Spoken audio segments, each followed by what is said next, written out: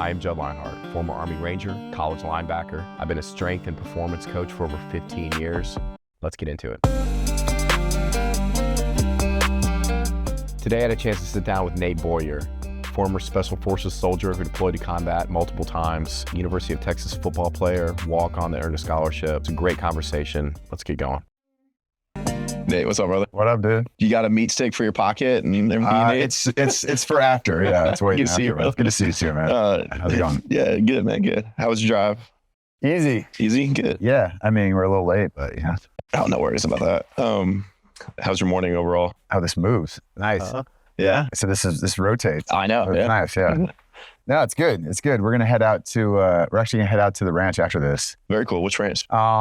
It's where we're 8 primals out of. So it's in Weimar, but it's a family couple that owns it, and they're awesome. Sadie and Kevin, really good people. So we hung out with them a little bit yesterday, and yeah, we're gonna go back out today and play with some cows and look at the facility and have some more conversations, figure out a way to optimize everything. And yeah, very cool. It's good though. Thanks for the meat, brother. By the way. You got it? Nothing. Oh yeah, dude. Nothing beats like a big box of meat at your doorstep, with steaks and Nothing stuff. beats my meat. Yeah. What I mean? A little bit of Nate's meat. Yeah, just a little bit. That's cool. Did you cook it up yet? Yeah, we had it once. Yeah, it's very good, man. Okay, awesome. Yeah, good job, brother. All right, sweet. Yeah. I love it. I appreciate that. Yeah, dude, of course. Yeah, I appreciate you coming on, man. I know you're busy and you got a hectic schedule. Dude, no question. It means a lot, dude. Yeah, of course. I wanted you on the podcast. You were one of the first guests I wanted on, man, and I wanted a chance to get, sit down and get to talk to you for quite a while, and definitely appreciate this opportunity. Very grateful for it. Right on, brother. Yeah, so, it's my honor. It's good to be here. So, a lot of people, if they don't know who you are, the thing they're going to be the most interested in, the fact about you is you're a former Special Forces soldier who then went on to walk on to one of the best football programs in the country and earn a scholarship, and then went on to, even after that, get a free agent contract with an NFL team to get a chance to play in the NFL. It's the epitome of maybe overachiever, underdog story, doing things that people just assume are impossible. So that's kind of like, I think, what people will be most interested in, knowing about you. Yeah. But there's a lot more to you that I kind of want to get into as well. You know what I mean? All right, cool. Yeah. I hope so. Yeah. Not that that's not bad. That's good stuff. I'm not ashamed of any of that, but yeah, those are, things you accomplish or things that you do or things that you're a part of, but not necessarily who you are. Exactly. That makes sense. So, but who you are tends to lead to those accomplishments. And that's kind of what I want to get to the heart of, a little bit, and get people to actually know who you are and what drives you, where you come from, and what your plans for the future are, things like that. Yeah.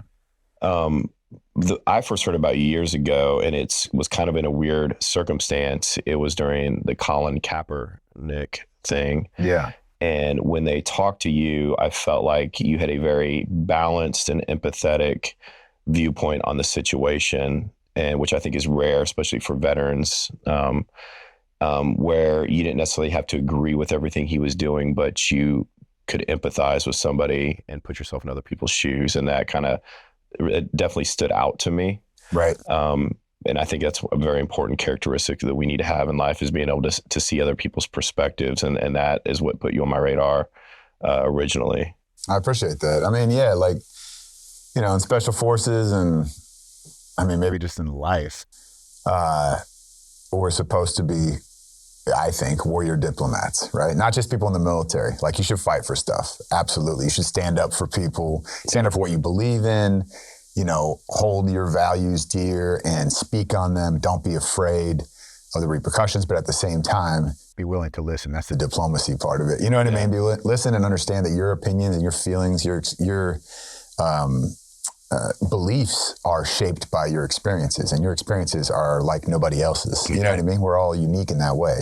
So if you can understand that and realize that in yourself, I feel this way about the flag and the anthem and all this stuff, which means a lot to me. And I think those are very important things. But because of what I did, because of what I was a part of, I'm definitely going to feel stronger about it than somebody that wasn't. Yeah. And they may have a totally different experience around what those symbols mean to them. And and Colin Kaepernick was one of the, sort of premier examples of that on a big stage. And it was tough because like when I first saw him, protesting, I was like, it hurt my feelings. You know what I mean? I was upset. I was like, were you the one that convinced him? I could get this wrong, man. I think you wanted to sit down and you were the one that convinced him to take a knee. Yeah, I wouldn't say convinced because it was really a conversation. Okay. And he had sat already a couple of games on the bench during the anthem, and a reporter noticed it and asked, "Is there a reason you're doing this?" And he said, "Yeah, I don't want to stand for the flag of a country that oppresses Black people and people of color." And take the that's one man's opinion. It's a lot of people's opinion, actually. Yeah. But you know what I mean? He was speaking his truth, as we say in this day and age. And there's nothing wrong with that, in my opinion. Like, you also don't get to choose how people perceive it or how they react to it, because they're going to, right? Especially something like that. But he wasn't being disrespectful. When I went and listened to the whole interview about that, he was very respectful, first of all, of the military. He was asked about the military multiple times, and he said, "I've got a lot of respect for the men and women in this country that, stand up and are willing to fight for what that flag and anthem are supposed to represent. I just don't think that they are being represented in the best way possible." Like, you know what I'm saying? And so when you hear that side of it, and not just the problem headline, is when people do something, people should close their ears and they don't listen. You know what I mean? And I don't agree with what he did, but it doesn't make him any less of an American than I am. You know what I mean? And I think you understand that as soldiers, we fight for all Americans, not just the ones that share our political views and agree with us on everything. That's part of the beauty of America. I mean, that's what it really came down to me. It was like because I had to unpack it within myself, because I was upset. I was like, I grew up a 49ers fan. I grew up in the Bay Area. It's a visceral reaction. You know what I mean? Cap got us out of mediocrity and to the Super Bowl. Yeah. And we almost won it. Yeah. And then the next year back to the NFC Championship. So like, he was my favorite player at the time, because it's like, we're back. We were, when I was a kid, it was Montana and Young and Steve and Jerry Rice and Roger Craig, and these, we won 5 Super Bowls, and so it was great. It was a dynasty. Roger Craig, most underrated football player of all time. Yeah, he's great, high knees. Yeah, you know what I mean. Ronnie Lott just destroying people. Nicest guy in the world though when you meet him. But yeah, like that, and so to bring that, so like, I mean, a lot of people look up to vets and people in the military. You're our heroes, and like, I understand that, and I'm not saying I don't appreciate that, but like when I was a kid, and a lot of people growing up, athletes are their heroes. And the 49ers that was my favorite team. That was my favorite sport. And we forget how young a lot of these guys are, and that's a big responsibility to be somebody's hero at that age. You know what I mean? And everything that comes with that's unspoken. I mean, for put a lot of expectations on these guys. For anyone, vets too. It's just period. Like, you should, being somebody's hero. Man, we almost have this, I don't want to go off on a tangent, this culture in America where we almost hero worship our special operators, especially. Oh, we put them on this pedestal that's unfair to them, because they're human beings and they make mistakes. And like you've known so many, and I've known so many, that they're not these like warrior elites. In a sense they are, but they're real human beings that struggle just like everybody else, man. And oh, dude, we're a mess. I'm going through it right now, on different levels, and different things that I've never experienced. I've never allowed myself to feel or try to dive into, and it's super hard. You know what I mean? Some of the hardest things I've ever done, and there's no bullets whizzing by my head. There's no like none of that, but it's really, that stuff's hard too. Yeah. But anyway, like I just, you kind of said it, but when I was going back on this whole situation, thinking about why did I join? I had the opportunity to go to the Darfur in Africa and do some relief work. So I want to pause and talk about that. Okay. Let's put that in perspective. How old were you when you made this decision, first of all? I was 23. Okay. So I wasn't that young, but I wasn't at all. I mean, that's pretty young. It is pretty young. I'm thinking in military terms though, because a lot of people by 23, when I was I knew guys that had been on 5 combat deployments. You know what I'm saying? So, but I'm just saying, like, I didn't know that about you until, recently, a few months ago. And just, I know when I was 23, first of all, you don't get a lot of man props. It's not something like you run out and you're shooting at people or anything like that. No, it's a very hard thing to do, especially emotionally. And it's just so rare for somebody that's that young. You know, I can see young guys running off to join the military because they get to be soldiers and there's a sense of like Call of Duty pride. Yeah. But to hop on an airplane and fly to the South Sudan, where most Americans don't know what that is or what's going on there, how horrible that is. Yeah. To be with the people that look and believe very much differently than Americans. Yeah. That struck me as extraordinarily rare. And I think that says a lot about what happened or what you accomplished later in your life. But can it just briefly dive into like what your life was like before that? And then that's just such an important piece to this puzzle that people. No, it is. I mean, when I look back on it now, it was 20 years ago, and it's still like, it's more than 20 years ago. Wow, 21 years ago. I can't believe that. It is the most pivotal moment in my life so far, for sure. For sure. You know, so I graduated high school. Like I said, I grew up in the Bay. And I played baseball, played basketball, didn't play football, but I loved football. It was my favorite sport. And, you know, it was a regret I had of not playing. So we make up for that later. But I moved to Southern California. I lived in San Diego for a bit. What part of San Diego? Point Loma. Oh, yeah. I lived in PB, Mission B. Did you? Yeah, okay, cool. Yeah, just north of there, right? All right. Yeah. I lived in Point Loma, right near the sports arena. Yeah. It was like where the San Diego Gulls played hockey. And yeah, I love that area. Yeah. So I lived right there, and I worked on a fishing boat down at Point Loma sport fishing docks. So I was a deckhand for about a year. This is when you're in high school or after high school? After high school. This was like, so after high school in the Bay, I moved to San Diego and did that. So I took some community college classes, took some firefighting classes through the community college, thought maybe I wanted to do that. We all went through a phase where we want to be a fireman or totally. You know? I mean, right now they need us, man. The Southern California wildfires are insane. Bro, they're like overwhelmed. That's a story that needs to be told. Yeah. Those poor guys, like their lives too. Yeah. Like it's just exhausting and there's not enough of them. And from those guys to the guy to the Border Patrol as well. Oh my God, yes. Because the Border Patrol thing, everybody's thinking, they don't understand the complexity, another tangent, but the complexity of that job and how much they hate seeing these kids and these women and these, I mean, it doesn't matter. Everybody thinks about the border and they, through their political lens, they believe one thing or another. Either you're for open borders or you just want to be this inhumane person. That's another story that needs to be told, man, is how complex that situation is. Totally. How hard it is for those Border Patrol agents, how hard it is for a lot of the immigrants trying to come across and why they're trying to come across and what they're facing with.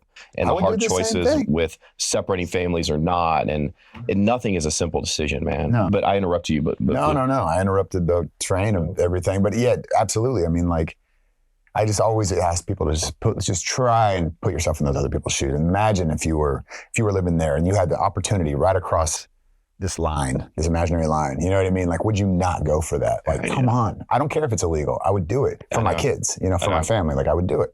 So I empathize. Like, let's say today you're making $20 an hour and you have a chance to go to Canada tomorrow and make $200 an hour. If you're on illegally, but doing something that's not immoral. No, totally. That's needed. It's needed, right? There's a demand for it. Wouldn't you do it? And most people that are honest with themselves, they would do it. Totally. You know what I mean? So it's just, you have to understand the draw there that brings these immigrants here. Exactly. It's all about their family. That's the most important thing to all of us. You know what I mean? I want to protect my family. I want to do what's best for my family, for my people, for whatever, like my community. And like, that's where that's coming from. And it's not from a devious place. And yes, there's idiots in every microcosm. There's evil and like, they're not entirely wrong. Some of them do bring crime and danger. And we do need to reform our immigration policies. And no one's against that. Not that I know, very few people anyway. Right. But to paint them either all as criminals or this rosy glass of these are just like perfectly pure as driven snow people that never do anything wrong. Like, both are inaccurate. Yeah. You know what I mean? It's not the situation down there. No. It's not the situation anywhere. It's the same in the military. We got plenty of shitbags, man. That is so true, man. You know? We know it.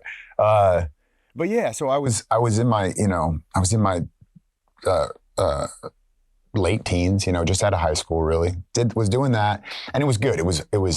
I wasn't quite ready to really become a firefighter because that is a big boy job, and I didn't think I had what it took. And I was like, I can't have people's lives in my hands. I'm an idiot. I'm just a kid. Like, I don't know what I'm doing. So I didn't continue with that. And also, it's like, you commit to that. You do something like that. That's usually, not always. There's a process to get into. It's hard to get on a department. And once you get in, you don't want to leave. You don't leave. So it's like, you're kind of making your decision of like, this is my career. Yeah. And I was like, whoa. Like, I don't even know what I am into. I'm not sure. I just think that that's a great job and super cool.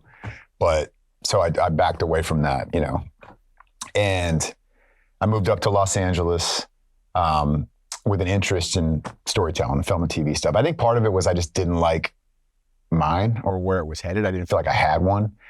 And, you know, I was having a good time and running around and partying and doing all that stuff. But like, I just felt kind of selfish. It felt like I didn't have anything I wasn't making the world a better place. It's so funny how similar our stories are, man, because I joined the military out of San Diego, actually. I was like in my, I think, mid-20s at that point. Okay, yeah. And same thing, I felt like I wasn't really contributing to have much of a story. And that same thing, living a good life, bouncing at night and personal trainer and on the beach. Yeah. And just like seeing the images of like, I think Fallujah or Ramadi had just happened. Yeah.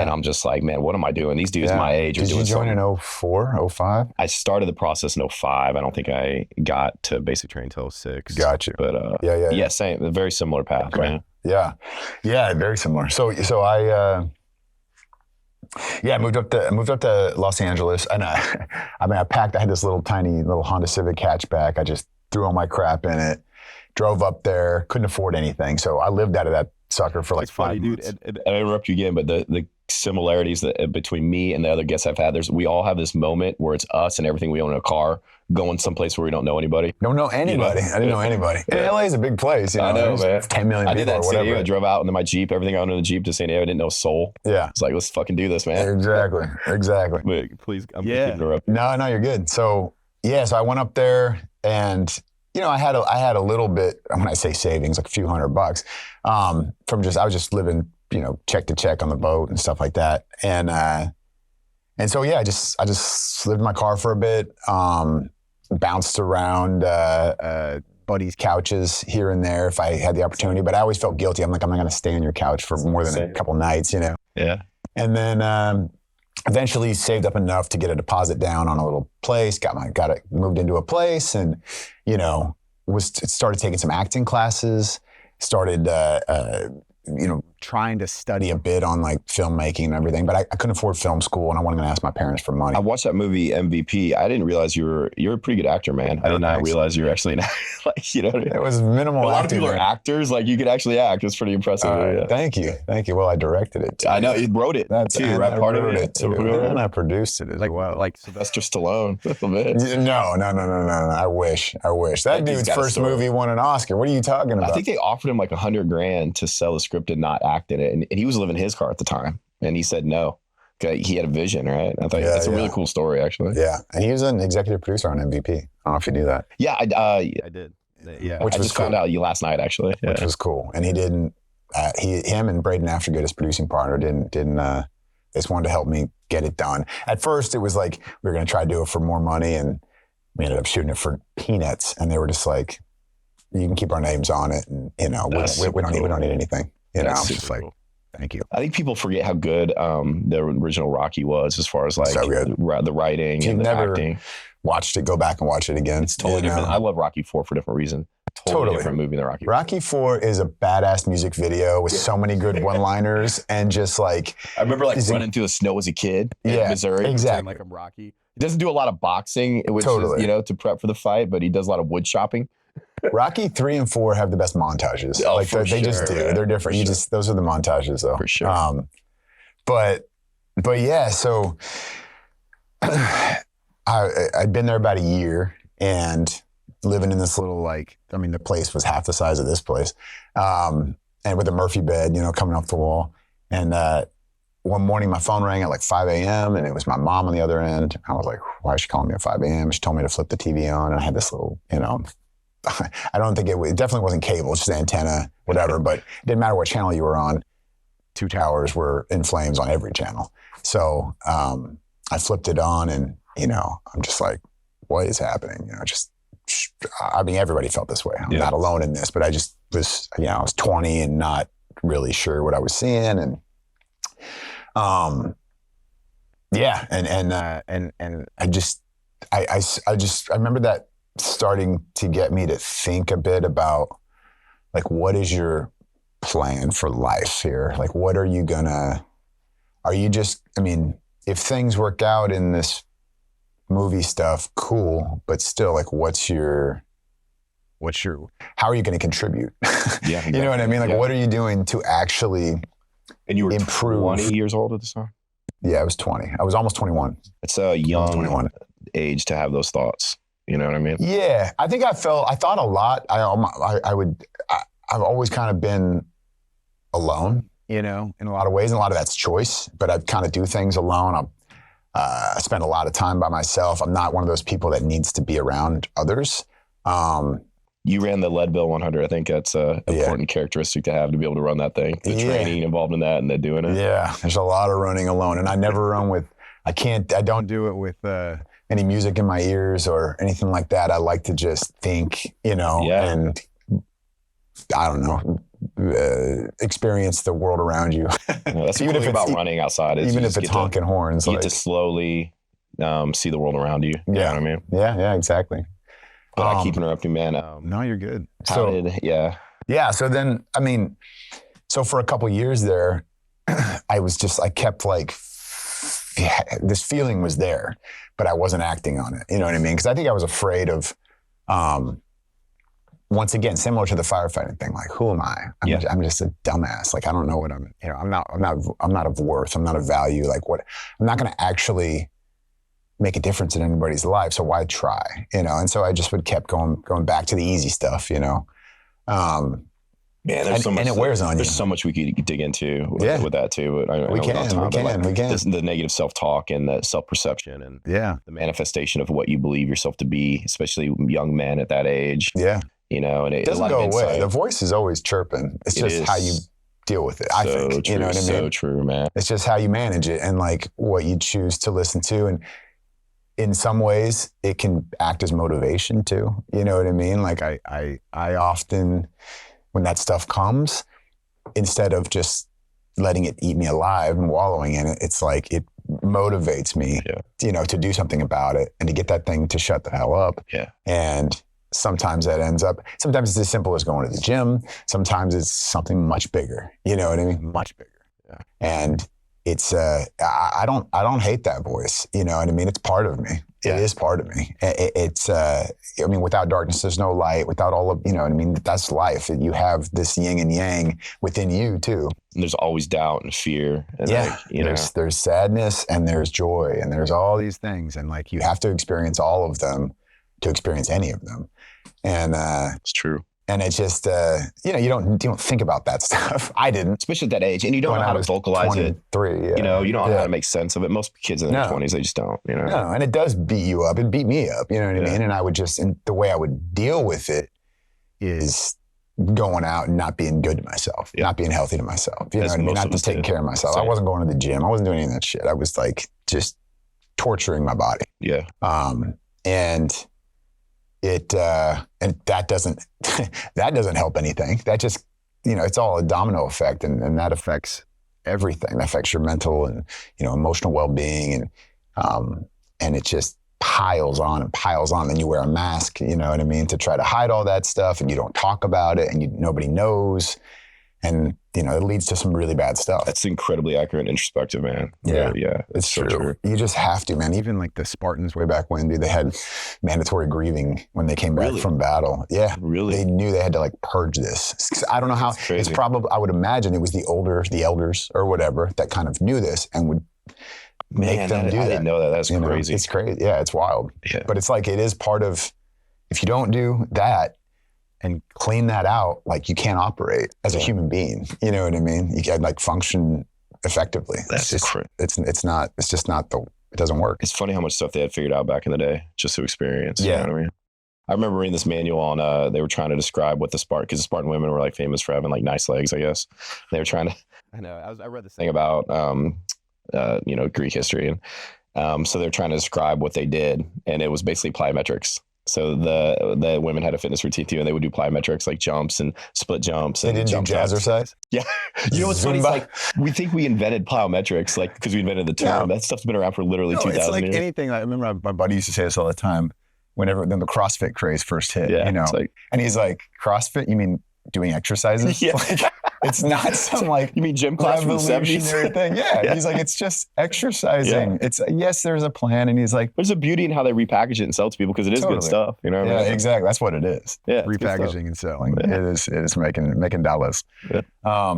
But yeah, so it just got to this point where I think everything in life, if you let it, or maybe you don't, I don't know. At least for me, it gets to a breaking point where something has to happen. Something has to change. And I think bold corrections, dramatic change is the best way to deal with that.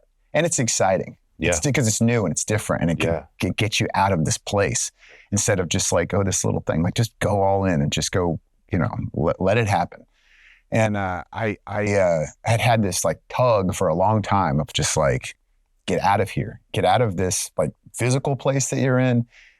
This is not the right time for you. Maybe you're interested in, and maybe you even love this stuff, this storytelling thing, but you haven't lived your life. You know what I mean? You're not doing anything for anybody else right now. And they'll help you tell better stories later. If you do that. And even if you never come back to it, like, okay too, but it's whatever you're in right now, this rut is not working. And unless you make something, unless you it's do just something so funny because I just remember sitting on the beach in San Diego and like never being so unhappy in my life. And I'm surrounded by beautiful people and glamour and beautiful weather. I'm living what some people would consider a dream, and I was miserable. There was no sense of like purpose or fulfillment in my life. It's just so funny how you can be in a good spot, what other people think good spot, and just be miserable because you don't have a purpose. Yeah. And then I just remember being in the desert in like a hut and being fulfilled and happy, even though, I had like rashes on my chest and, you know what I mean? It's just funny. No, I mean, it's exactly it. It's because what are you in the process of, or what are you a part of in that moment? Like, is there a sense of purpose? Is there meaning? Are you making a difference in somebody else's life? Are you making a positive impact in the universe? I don't know. Maybe you're not, but if you feel like you are, that's why sometimes I struggle, and I understand the complexities to the wars that we're involved in. And I'm not, an advocate of, don't necessarily think those were the best decisions. Right. But at the same time, people that are over there and they call us like the baby killers. And I was like, man, I just wait. And I don't hate them because they're assuming something that they don't know about, and it's just ignorance. And something they've been fed and read. And there were bad things that happened over there. Totally. Americans did do bad things, for sure.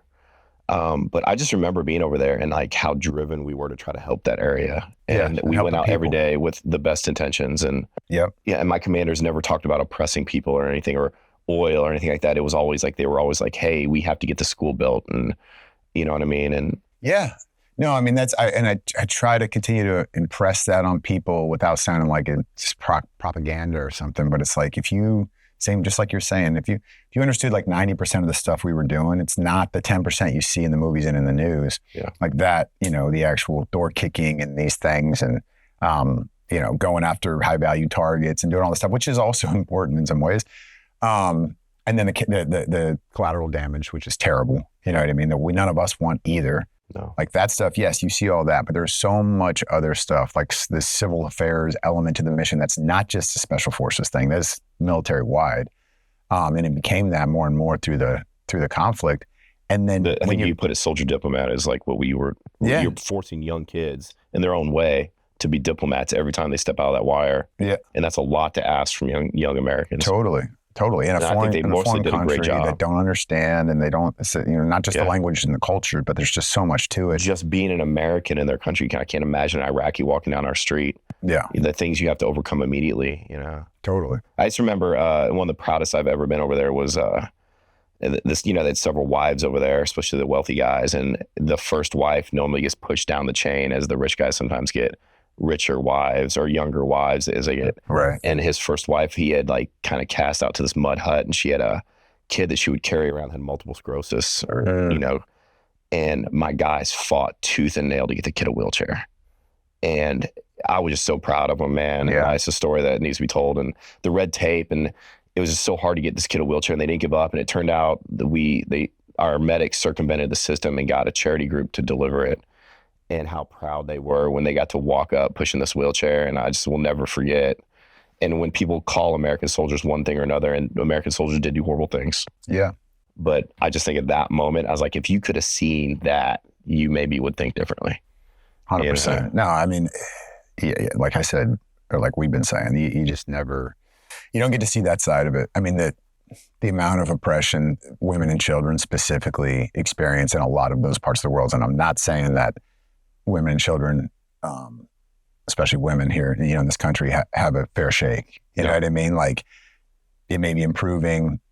Of course, I hope it is, but like, it's so different over there. Yeah. It's so different. It's just, it's not just a second class, it's no class. You know what I mean? It's not, you're barely a citizen. I remember we'd question some of the Afghan women, like, who lived in that compound, because, they have the big walled compounds and extended families within that little compound. And we'd point, and they would have no clue who lived half a mile away from them. They just never been allowed to leave. And I'm just like, oh, this is insane. Yeah. This is crazy. This is from like Alexander the Great times, just, Yeah. But also wonderful people on an individual level, Totally. Those two things can exist, a horrible culture with wonderful people in it. It's just backwards and archaic, and it's not their fault. You know what I mean? Yeah. If you read about the history of Afghanistan and the Middle East, there's a lot of external pressures that came in that prevented that area from developing properly. Totally. And there's always just this extreme power and just a force pushed down on them of like, this is how it is. This is the way it always will be. If you don't do this, you are not going to the promised land. We just assume that if we were just transplanted and put in that, then we'd make a difference and we'd be different. And I just look around, I'm like, no, we wouldn't. If we're put in that system from a child, if you were born into that, that's just like, I have some grace for racists, because like a lot of times you look at their childhood and it was just ingrained in them from a young age, and that's all they knew. And to be able to, and the ones that overcome and can actually overcome their racism and see things through different eyes, like it's rare. Yeah, it's rare, and it's hard to No, I mean, we all have our own morality, and our morality is once again shaped by what we were taught at a very young age, what we experienced. You know what I mean? And all of these factors like shape you, and that's what. So the line between right and wrong is thinner and thinner when you dive into that. You know what I mean? Yeah, I read this great. Certain things that are very clear. Yes. That I think pretty much, unless you are mentally ill. Yes. That this is right, this is wrong. There are things, no question, but there are a lot of other things that you would assume, well, that's obviously X, and to somebody else, they're like, that's obviously Y. Yes. And I read this great book on type called The Righteous Mind, and it talks about the 5 pillars of humanity that are universal, and the different cultures, they weigh those pillars differently, and that affects how they view the world. It's like, I can't remember all of them right now, but it's like morality and authority and sanctity, and freedom. And like, everybody's got a different height pillar and all those. Right. And societies do. And when you overlay it, so some societies, they value authority more, or they value sanctity more, or they value, compassion more, and these people that like, and we all value them to some extent, right? But these people that put way more value on compassion and don't respect authority, and vice versa, it skews their view when they look at other people that have different heights of pillars. Right. And it helped me change the way I saw the world, and I'm just like, well, their pillar is just taller in that area than mine. That's all. And some people question sanctity, and they're like, well, I don't believe in God. I'm like, okay, you don't believe in God, and that's fair enough. You still believe in sanctity though. And they're like, no, I don't. I'm like, well, if your dog died, would you eat your dog? They're like, no, that's horrible. I'm like, that's sanctity. Right. Your dog just becomes meat. If you didn't have sanctity, you would view that as meat going to waste, but you're not going to eat your dog. You know what I mean? So we all have that feeling of sanctity. Yeah. Well, I've been reading recently, somebody very close to me put me on this, and they mentioned it years ago, and I kind of read stuff, and I saw some of the poetics of it, and it's just great writing. But David Foster Wallace, who's, he took his own life like so many incredible artists and thought leaders did, some of my favorites, unfortunately, sadly, from Robin Williams to Anthony Bourdain to they're tortured Hemingway, souls, and then we get to experience the beauty, but they have to live with their tortured soul, and you know what I mean? But David Foster Wallace, one of his things, he was doing an interview. It wasn't even something he wrote, but or maybe it was a speech. It was a speech, and he's talking about whether you believe in God or not, we all worship something. You know what I mean? So we are all spiritual. That's and true. It might be money. It might be things that don't matter, that we would generally agree don't matter, but you do, it might be vanity. It might be something like that. Some people worship other people, which is really disturbing to me. Totally. But that's the truth right there. It's true. So if you don't, and I don't know what his religion was or if he even was religious, to be completely honest, I didn't get that sense, but that it was an understanding of like, you're going to worship something. You know what I mean? We all do. And that, so we all are spiritual. So like if you're, someone that claims to be an atheist and doesn't believe in, God or whatever, maybe that's true, but like they believe in something. Mm-hmm. You know what I mean? If they're operating in this world and if they do live off the intentions that a lot of us have of, I should be a good person and I should open the door for that person, little things like that. And I should just be better. And I should always, try to improve myself in this world, like not for the sake of improving myself so much as like, so I can contribute better. Like then you believe in something, That's you know true. What I mean? And it's something bigger than, because we're dying, and if you believe we're just dust. Then what's the point? It's gone. Then what's the point? Yeah, so we all sense that there's a point. Totally. So if you're doing that, if you're operating in this world, and trying, then you believe in something. Yeah. You know what I mean? Then you do have, faith in something and worship something essentially. Yeah. I mean, to me, that's the biggest evidence that there's a God. I mean, I'm not going to push anything on anybody, but is that we share this sense of purpose in this world and we know that there's meaning behind it. Yeah. And the different religions are just trying to find that meaning and that sense of purpose.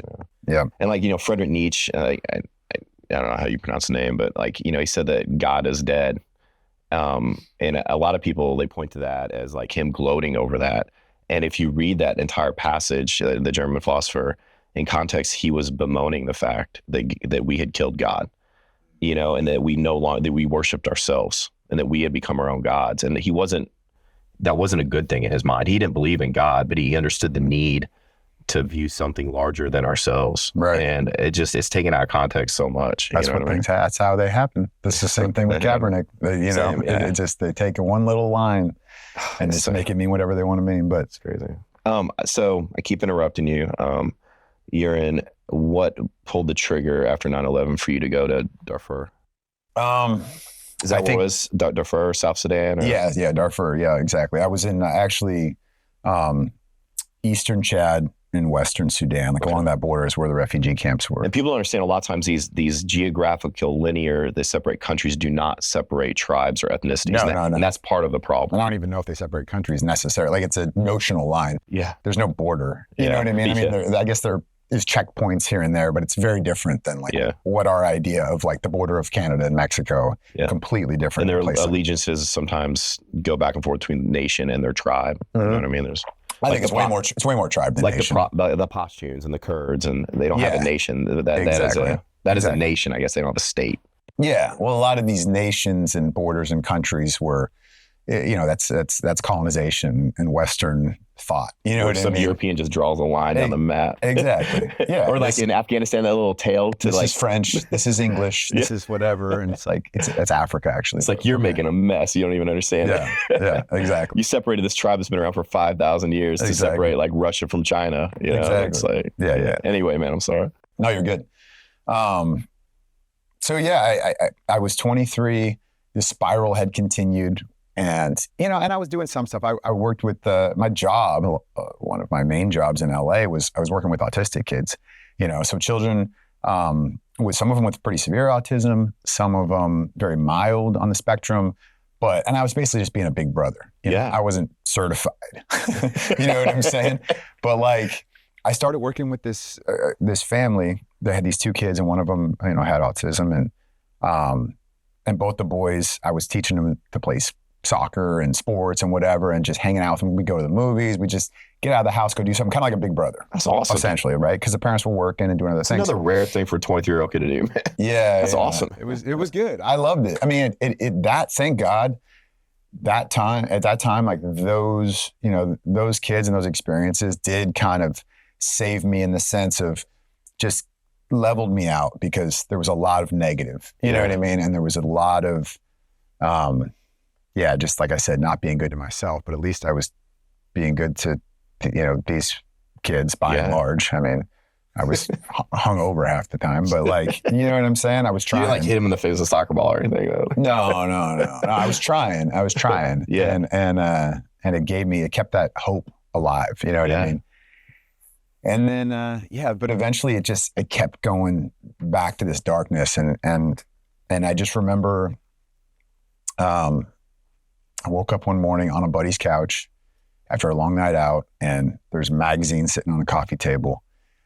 And it was Time magazine. And on the cover was this woman holding her child. And I can't remember if the child was dead or almost dead, but they were both like malnourished. And the headline or the title was "The Tragedy in Sudan." And I picked it up and I start flipping through it, and I'm reading the article, I'm looking at the pictures, and they're just like speaking to me like nothing had in a very long time. And it was like 300,000 have already been murdered. And it's this huge humanitarian crisis. The refugee camps are overfilling. There's not enough people. There's not enough help. There's not enough workers, volunteers, whatever that was. And there was just no good answer. And it was just laying out, these are the problems, not really what's the fix. And but the picture, it was really the pictures. Jim Knockway was a photographer that took these incredible pictures. And my buddy comes out and he's like, my friend was as an assistant on his next project, like assistant photographer on his next project, the guy that took those. I'm like, that's incredible. And I was like, I was just like, I'm going to go. That's awesome. I'm just going to go. I need to get out. How did you go? Well, first I went down to I went to the library. The public library back then is where I got my internet. I didn't have a laptop. I didn't have any of that stuff. So I went down there, and people don't know the struggle, man. I'm researching, how do you get to Western Sudan? How do you get to these camps to like volunteer? Who's working there? What are the aid groups? And I found those out. So I was calling all of them, and they were like, you don't have a college degree, you don't have any special skills. It's a very long process. There's a lot of red tape, blah, blah, blah, blah, crazy, blah. And I'm like, they need people right now. Yeah. I'm like, it's like adoption. They're like, I know, it's just it's like anything. It's like anything bureaucratic. It just becomes anything government or. That's true. And it wasn't even necessarily with the government. These are aid groups and nonprofits, but, NGOs, non-governmental organizations. But it still was it was so complicated. And I understand they're protecting too. I get it. I get where that's coming from. Just like all the red tape with adoption. Like, what if I was this guy that went over there and then did something bad? Like, they're on the hook. Yep. So anyway, I was just like, there's got to be a way. And so I went down to the consulate in LA, the Chadian consulate. And you're a 24-year-old kid, 23? 23-year-old kid. Yeah. And I walked in there and I just said, how do I get a visa to get here? Because I knew I had to get a visa to even get in the country. I'm like, what's the process, application like? Blah, blah, blah. And it was so easy. Apparently it's not hard to go to Sudan. No. So I fill this thing out. I paid $60 or whatever it costs. And, in the mail, a few days later, I had this visa. So now that I have this visa, I went to the AAA travel agency, because this was before you booked stuff online, or at least I didn't know how to book stuff online. And I went to the AAA and I walked in. I told them I want to buy a plane ticket to Sudan. She said, well, you can't fly into Sudan. You can fly to Chad. And I guess that would have made sense at that point, because my visa was for Chad, not for Sudan. But at the time, I think I found that out at the consulate too. Like, you couldn't fly to Sudan because travel ban. It was a huge travel ban, because there was like multiple wars going on in this country. The government in Khartoum, there was a bunch of issues there as well. And it was it was a nightmare. It was a mess. But you could go to Chad, and that's where along the Darfur, the refugee camps were anyway. They were just across the border in Chad. So anyway, I said, I want to go to Chad. And she's like, why? And I explained it to her. And then she said, well, the only place you can fly into is the capital, N'Djamena, which is about a 20-hour drive through the desert. I mean, there's no roads. Probably 11 miles, 20 hours. Yeah, exactly. No, it's far. Yeah. But it's like... you don't understand how massive these countries are too. Huge. And it's just dirt. It's just you're driving through dirt desert, Sudan and Chad are enormous countries. Huge, yeah. So she said, you can get there, and then I don't know, and I went back and did more research, and I mean, I bought the ticket. I'm like, I'm going to go and figure it out. I went to more research and I found out that there's the UNHCR, United Nations High Commission for Refugees, had these flights that went out daily, bringing us aid and workers and whatever. But obviously you got to be on the manifest, you know what I mean? You got to, and I wasn't, but I was like, I'll just figure it out when I get there. I'll go, once I'm in the capital there, I'll go meet with these aid groups and I'll convince them to let me help. I don't know. Like, there's got to be a way. I'm just going. That sense that there's got to be a way is something. I'm trying to identify unique things about you. Having a sense of purpose and an external focus to help other people at a young age. Just knowing that there's got to be a way, being brave enough to make bold changes in your life. There always is. There's always, and you might not get the result. No, but like you have a choice in the action. Understanding that results aren't guaranteed for your bold actions and your risks. And they're usually not what you expect. Even if it's a win, quote unquote, it's not what you. And sometimes losses in their own ways are wins down the road, right? Oh yeah, they're usually bigger. Yeah, right. That's true. Yeah. Okay, so I get over there. I land. I get off the plane. Huge. It's major culture shock. I've never been to a place like this. I've been to Mexico, and Western Europe on a backpacking trip, but I'd never been to a country with that. First of all, there's from Arabic to Swahili to Islam to these other So the issues in Sudan were tribal with political and religious all kind of blended to one. Is that kind of what? I think that whole area. I mean, it's just there's a lot of different tribes. And then there's also, you sprinkle in, that was one thing that really struck me when I was in Chad, when the capital was, it was a French colony. Yeah. And they built all this stuff. And we brought concrete and plastic and these things that don't suit this region and these people. Yeah. And so then you see it in Iraq and Afghanistan and all these other places as well. You see always these images of barbed wire or concertina wire that just have thousands of trash bags stuck to them. You know what I mean? Mm-hmm. And it's just like, it's gross, but you're like, yeah, but we brought this. Yeah. And there's got to still be HESCO barriers everywhere in Iraq, man. I'm sure they're everywhere. You can't get rid of those. No. But yeah, I remember seeing that in the capital, and I was like, this is like depressing. But I went through the process. I had to go eventually I ended up going to the police station, and like, because you have to like register that you're there. There's a whole process, and it's obviously very Spartan.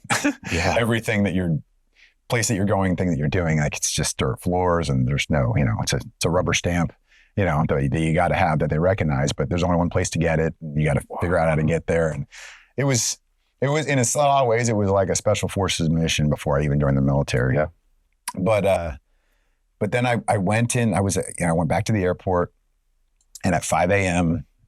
they had the plane was going to leave, this UN plane. I found out from pointy talkie and finding people that spoke enough English to let me know that this is where you need to be if you want to try to get on one of those planes, but you're not going to be on the list, man. You don't have credentials. You're not with an organization. And I'm just like, yeah, we'll see.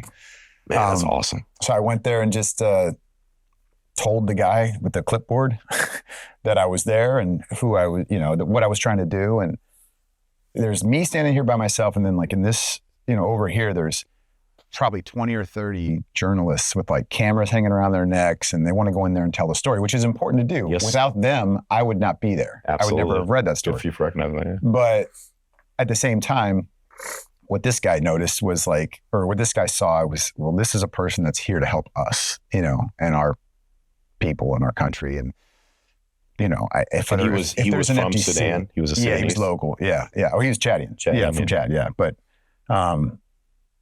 sure enough, there's like these velvet ropes, almost like you're at the club. It's really funny. It's awesome. But it's very dirty, and you know what I mean. This airport is not what you think of an airport. Yeah. There's no chairs. You know what I'm saying?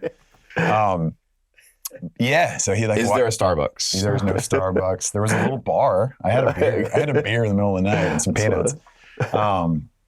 But yeah, he comes up and just opens the thing and lets me through, and there was one seat on the plane that was not occupied. I mean, everybody else was already going out there to do stuff, and it was I was the only white person on the plane. You know, it was local people that were probably hired to come help and do stuff like that.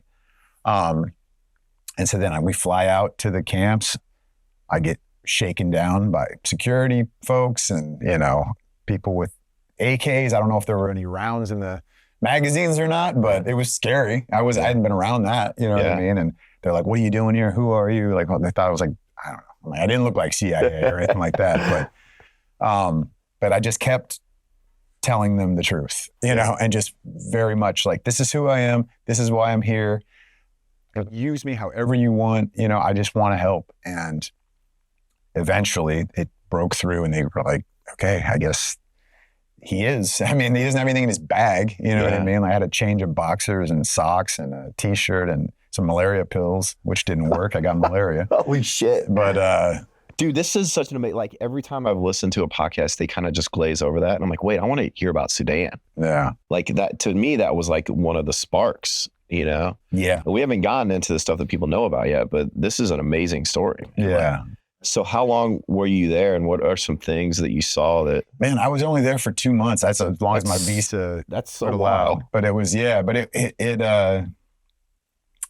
I just, I basically got sent to a couple of these different camps and I was doing simple stuff. Simple stuff needs to be done, right? Exactly. I mean, I was helping literally put tents up and I was helping pass out food rations. And, you know, when I say assisting in the medical centers, I'm like getting stuff. Let's making run. I'm not a doctor. But one of the main things I did was like, there's so many kids. There were so many kids and they lost their parents, you know, and their dads are killed or off fighting. And I mean, some of these kids saw their mothers being raped in front of them and just their villages burned to the ground by, you know, a militia group that just believes in something slightly different than their tribe believes in. It's just funny, man. I read a piece about 2 tribes in South Sudan, the Dinka, and I think I might get the names wrong, the Dinka Noir. And one, it means the people, and the other means the original people. And from the outside looking in, they live like a few miles apart, like on the opposite sides of a valley. And they've been at like odds with each other for like hundreds of years. And they believe almost the identical thing. They look identically, they live the same. And it's just, to me, it was just like the same with like Americans, how we're at each other's throats. And from the outside looking in, our differences are so small and petty. And these people are over there fighting to the death because, you know, it's just a tribal feud that goes back so many hundreds of years they can't even remember. And it's just from the outside looking in, you're like, this is ridiculous. But for them, it's a very real sense of being different and hating the other people. Well, do you remember the Dr. Seuss book, The Sneetches?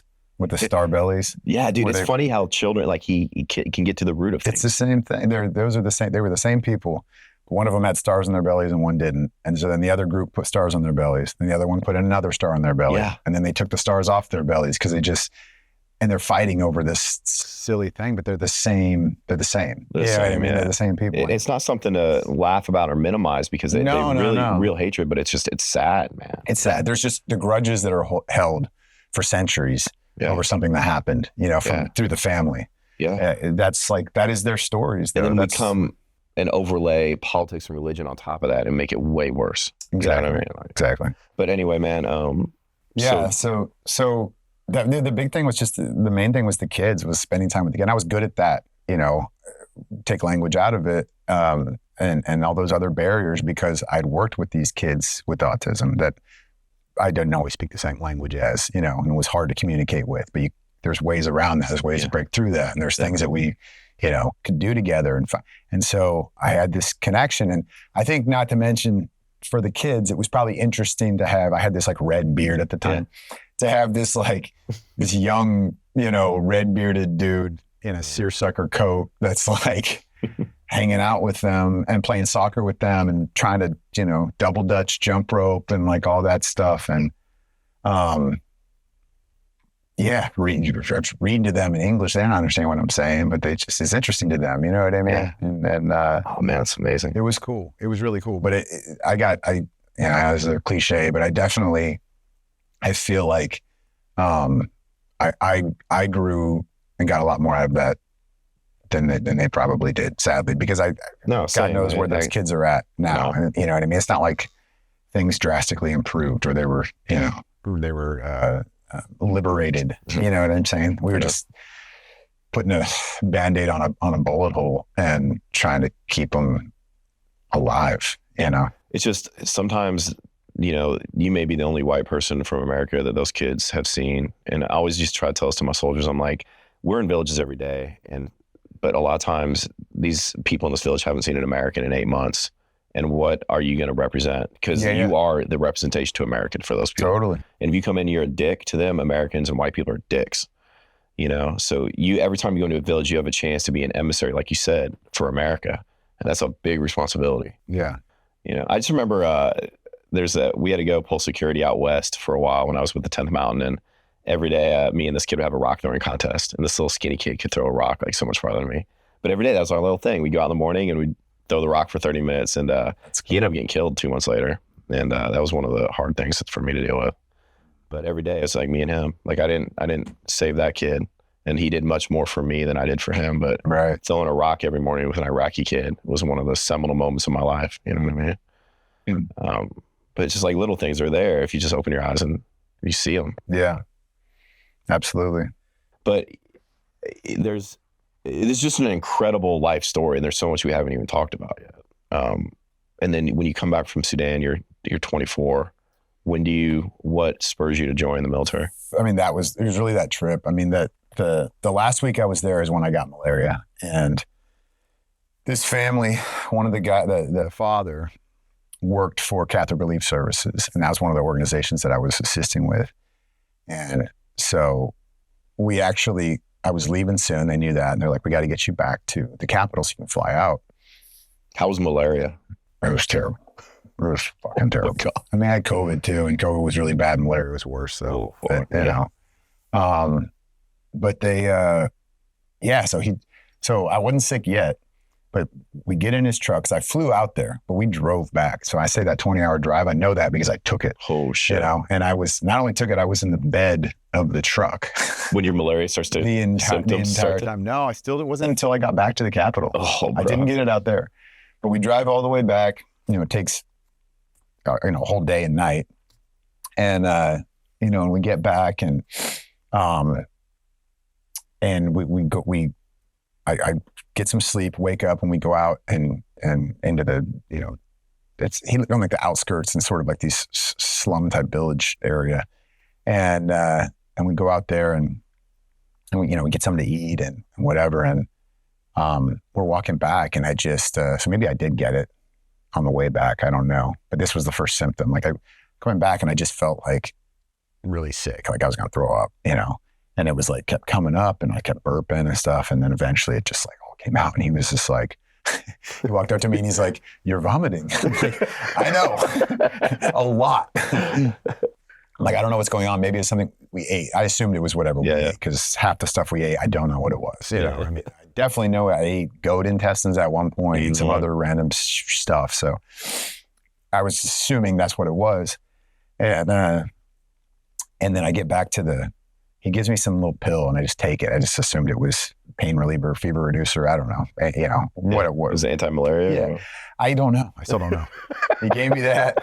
And I took my malaria pills the whole time that I was there.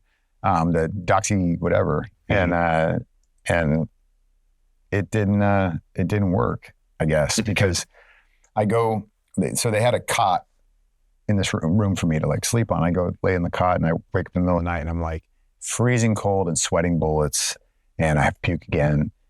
Go do that, right? And I try to drink water. It just comes right back out. It was bad. And so for about 3 days, that was my existence. And can you just imagine? So American troops, like, whether it be in the Philippines or in Cuba or in the Pacific in World War II, doing what they had to do against the Japanese, and then getting malaria on top of that. Right. Like how insanely miserable that had to have been. I couldn't even function, so I can't imagine fighting, or doing anything. Yeah. I just couldn't, I could barely walk outside to where the hole in the ground was that I was supposed to bomb it. You know what I mean? Like, and, this was November at this time, because it was October. I got there October, November is when I was there. November, but it was still hot, I mean, you're in the desert, and cool at night, but hot in the day. And yeah, it was just like, it was it was ugly. And it just was not. How long were your symptoms like until you started? 3 or 4 days of just like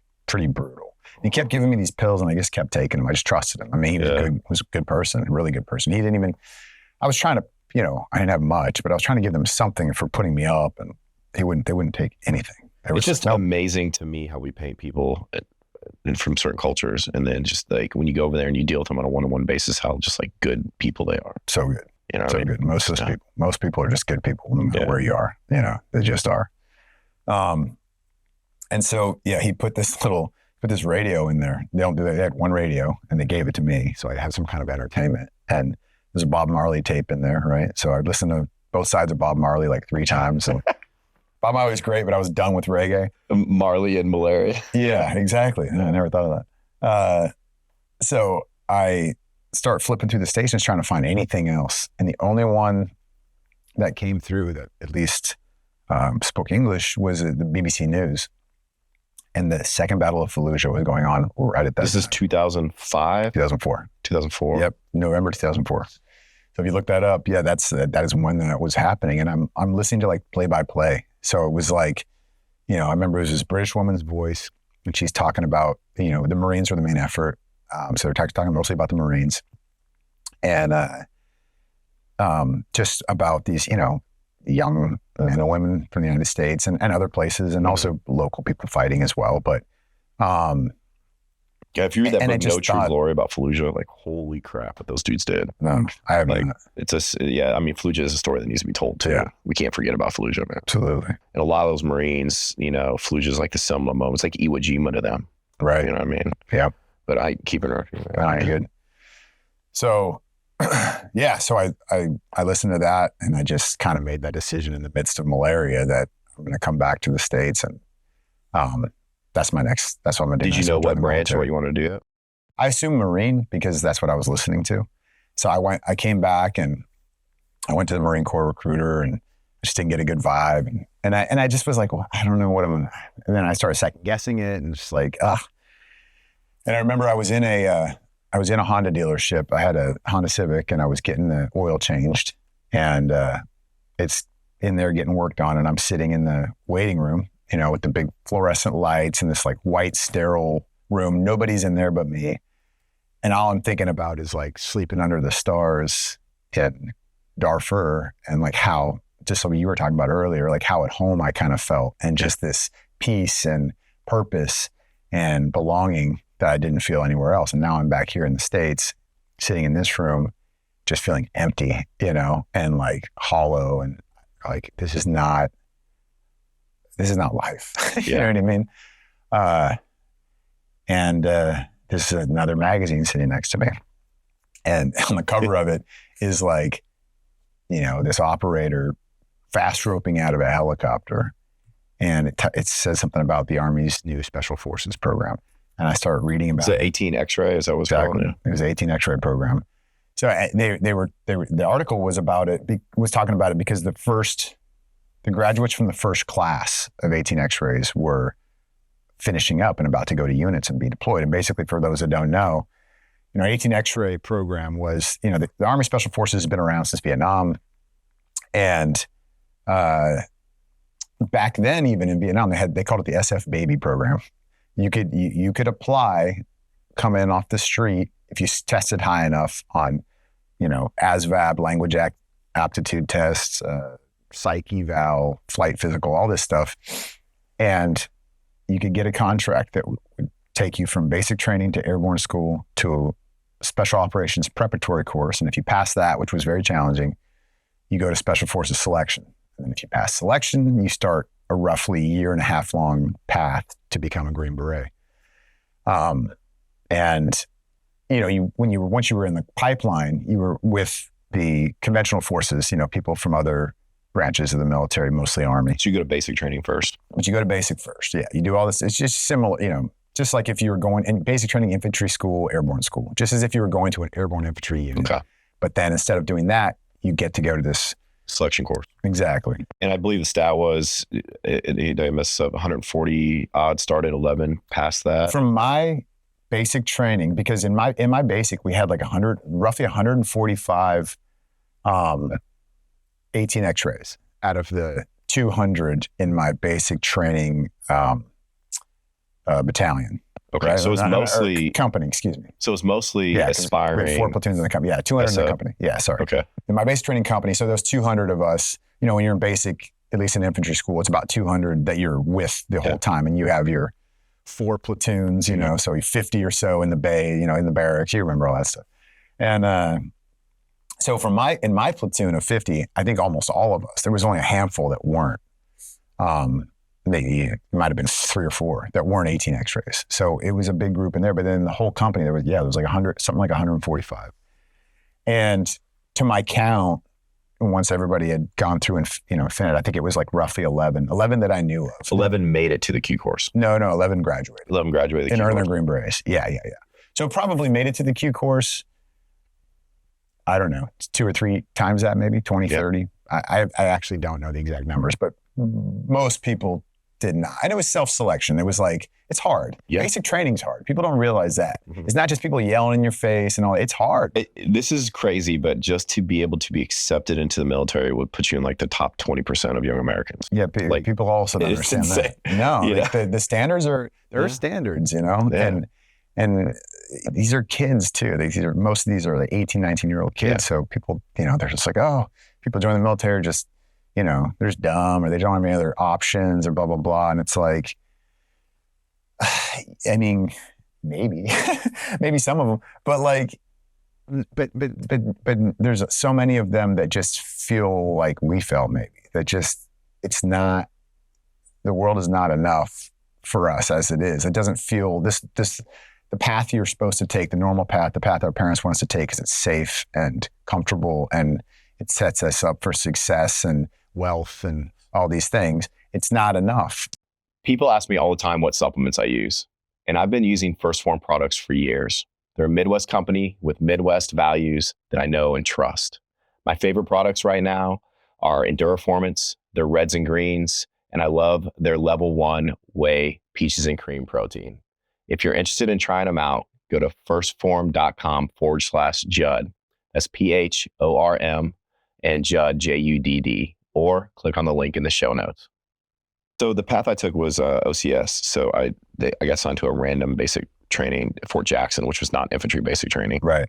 To me, that was the hardest military school I've ever done. It was basic training, because I'm there with kids. I was kind of older than them. Right. And just kids who were 17, 18, some of them are 17 years old.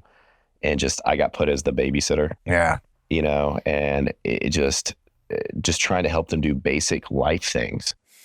And I was miserable, man. I could not wait for that kid.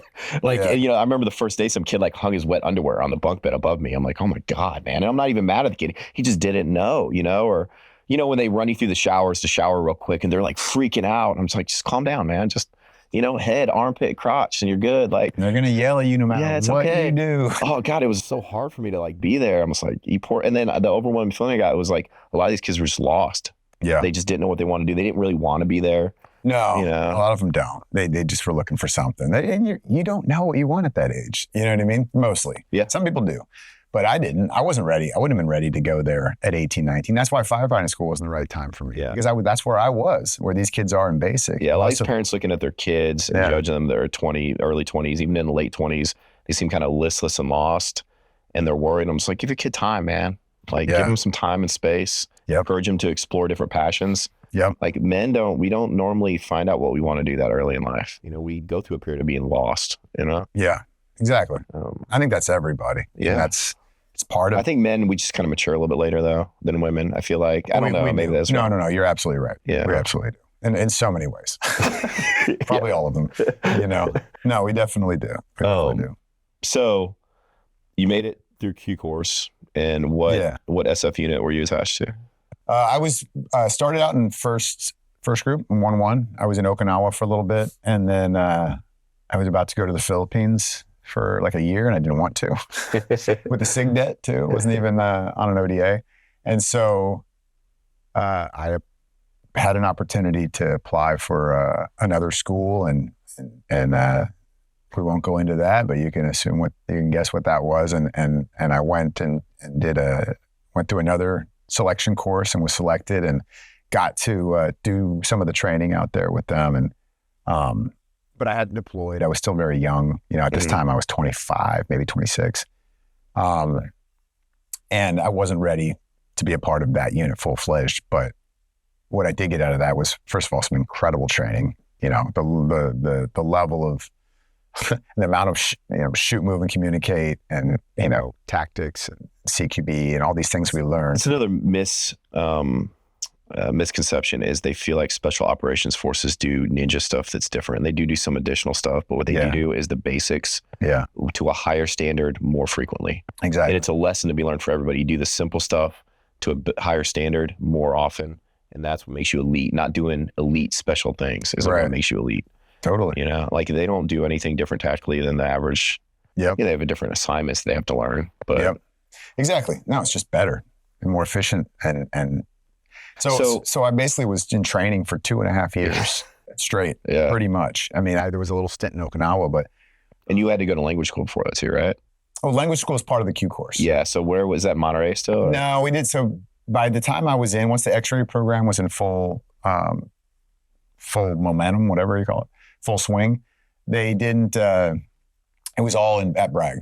It was all at USASOC. So you had to learn. It was integrated. I learned Korean. Korean? Yeah. Can you like? 안녕하세요. That's about all I got. I can read a menu. I can still read it. I can read the characters and be able to like sound everything out, but it doesn't necessarily mean it doesn't necessarily mean I know what it says. You know what I'm saying? Yeah. But yeah, I can still do that. I can sort of order at a restaurant, Korean gotta be daunting, man. Yeah. It's cool. I get some of the greetings and stuff like that, basic stuff. But so I went from there, and then after I went through that other training, they gave me the opportunity. They asked me where I wanted to go, which unit, or Special Forces unit. I picked 10th Group because Fort Carson, Colorado is a beautiful place. 10th Group responsible for what area of the world? Well, at that time, we were all in the Middle East, but their main focus is like the Balkans and Russia and Eastern Europe. Yeah. Gotcha. Western Europe too. So basically like Europe through Russia, that whole swath. Gotcha. And yeah, so I went there, went to a Halo team. So eventually got to go to Halo school, and, which is high altitude, low opening, jumping out of airplanes and a little different than airborne schools, like static line. You're jumping to lower altitudes, But this one's we're jumping way up high and pulling as low as you safely can. And that was really exciting. So it was cool. It ended up working out perfect. And then when I went to that team in 10th Group, we were leaving for Iraq in a month.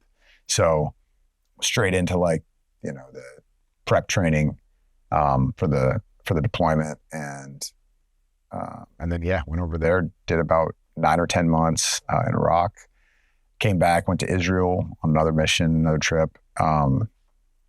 And then was getting ready to transition into the Guard and go to college finally. So I want to back up real quick. Then I want to ask you more about Iraq. So what were some things that you noticed that predicted whether somebody would be successful in selection? What is the difference mainly between, assuming everybody wanted to be there and wanted to graduate, what were the defining factors of people in that kind of environment where most people fail that results in people succeeding?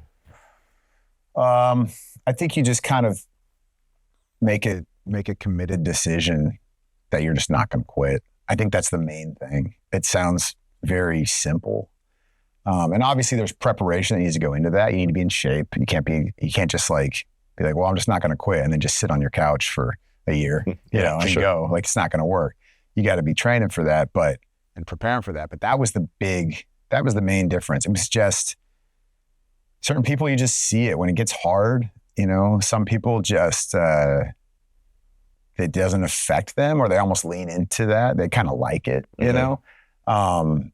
and some people crumble, and will start panicking, and once that's there, like, you're done. That's it. I just noticed, like, people that quit, they would start to justify their quitting before they quit, and then rationalize it. All of them, they either got injured or just ended up it wasn't for them. It's not true. Yeah. They didn't make that decision before. They didn't make that. There's no matter what, they didn't have that conversation with themselves. Like, no matter what, I am devoting myself to this. I am not going to quit. I am going to figure this out. I'm going to work through it. It's going to be hard. 100%. I get that. But like, I'm just not going to quit. And if I don't make it, if I get pulled, if I don't make the standards, if I'm not good enough or not the person they're looking for or whatever. Can fail, just That's don't quit. their decision. Yeah. Like, it's not going to be my decision. Yeah, I always tell kids, like, just don't quit today. Like, quit tomorrow. Just don't quit today. That's what you say on ultra marathons too. Yeah. You know, on a long run like that, just you can quit at the next aid station. Yeah, just make it to the top of that hill and then decide. You make it to the next aid station, you're like, I can make it one more. And all of a sudden you're done and you're like, oh my God, I can't believe I almost quit. I remember one of the biggest lessons of my life is we were sitting there, I think it was mountain phase, and dude, we had our boots off and we were like, hey, we had some time to eat, which is unusual. And it was like nice weather, like there's a breeze. Right. And I'm just focused on how much I'm enjoying my MRE. And this kid is like over there talking about like, oh my God, we're going to have to like, my patrol's coming up and we're only going to get 2 hours of sleep for 4 nights in a row. And it was kind of annoying me. It's like, I don't want to think about this shit. I don't want to think about my MRE, but he ended up not making it, you know, getting recycled because he didn't want to make it. And I'm like, man, that's just, if you think about everything that you would have to do going through the Q course and then your selection of the Q course, like nobody can do that. You know what I mean? Because you just pile all these things on your mind. Yeah. But just think about what you have to do next. You know, I just feel like some people overthink things. Yeah, oh, they do. You know what I mean? Absolutely. And it's, yeah. No, that's another thing. I mean, I was always, whether it was deployments or selection or whatever it was, I was always just like a minimalist on stuff. I'm like, this stuff is not going to make it that much easier, you know, that much better. I don't need all this gear. I don't need all this supplements. I don't need all these things. Like personally, I just need to show up and do the best that I can and keep going. And when I was training for all this stuff too, I allowed myself even less, you know what I mean? I'm like, yeah, go on this long run or ruck march without water and just see how far you can go until you're like, I really need water, you know, because your body's capable of some pretty incredible things. Yeah. And if you push yourself in training in that way, then when it's time to perform, it's not easy, but it's easier. It's easier to get through the sticky points, you know, because you've trained so much harder. But yeah, people, they read every book and everything, and they just like, they over analyze it, and it's just like, try to war game this thing. And it's like, dude, just, I understand preparation. I get it. Like, yes, at some level, but at some point too, you're just going to psych yourself out. Yeah. You know what I mean? It's too much. It's just not, it's not healthy. You're not experiencing it. You're trying to. I also noticed the people that were there and just focused on their own path to making it and their own suffering never did well. It's the people that like would actually, they're there and they're trying to help somebody else out. And I always watch for them. Like he's hurting just like everybody else, and he's trying to help this other guy out, and he's helping this guy tie bowline, and this other guy's over there like trying to bandage up a blister, and it's like, he's not going to make it. He is. Well, it's funny. Like, we're all selfish beings at the end of the day, right? Of course, yeah. And doing something like that is still self-serving because you're taking your own pain out of the picture. Yeah. You're taking you're focusing on somebody else's, and all of a sudden that, you know, your boo-boos don't hurt anymore because you're just trying to help this other person. And so that's self-serving. Yeah. You know what I'm saying? In a way, the selfish gene. Yeah. It's in all of us. Yeah. So it's not a bad thing. Yeah. Even if it's just that feeling you get from helping others, it's still selfish desire. And it helps you get through, like whether it's a team week exercise or not. It's essential to getting through that stuff is making it about something else or someone else. Because sometimes you're all alone and there is no one else you can help. Yeah. So what are you making it about? You know, like what is this really about? You know, and if it's for me in some of those moments, it was like, you know, I'd felt like I'd quit on myself where I started when I was younger. You know what I mean? I talked myself out of things all the time. Same. You know what I mean? And I'm just like, I don't want to be that person. Yeah. I don't have to be that. Those are all choices I made. That's not who I am. I chose that. I mean, there is a time like I wonder how many people out there, they never sat down and consciously decided what kind of person they wanted to be. You know what I mean? And it's a struggle. You can't just automatically become another person, but like ask themselves, what kind of person do you want to be? Yeah. You got to read about it. You got to write about it. Yeah. You got to talk to yourself about it, talk to other people about it, put it out there, you know, because when you start doing that, you are now committing to it. Yeah. People will hold you accountable, and you'll hold yourself accountable because you are breathing it into existence. You know what I mean? So if that's what you want to be, if you want to be that type of person, show me, you know, by you don't have to be doing those things right away if you're not ready. Yes. But you need to be, finding out how to do those things and making those little choices, those tiny little changes in your habits, you know, and the little little hard rights over the easy wrongs every day that nobody else sees. Little ones, because I struggle with things. There's so many things that are just stupid things that I struggle with, but they're easy fixes in the sense of like they're easy, small choices to change, and those things all build into some bigger thing, which will be who you are. That's like spot on, man. So when you got to Iraq, where were you in Iraq? And that's just south of Baghdad, is that? Yeah, it's south. It's a bit south. I mean, it's a Shiite holy city. It is in Babylon. Pretty big fight there during the invasion, right? Yeah, well, in the holy sign 07, there was a really big one. I'm sure there was also in the invasion.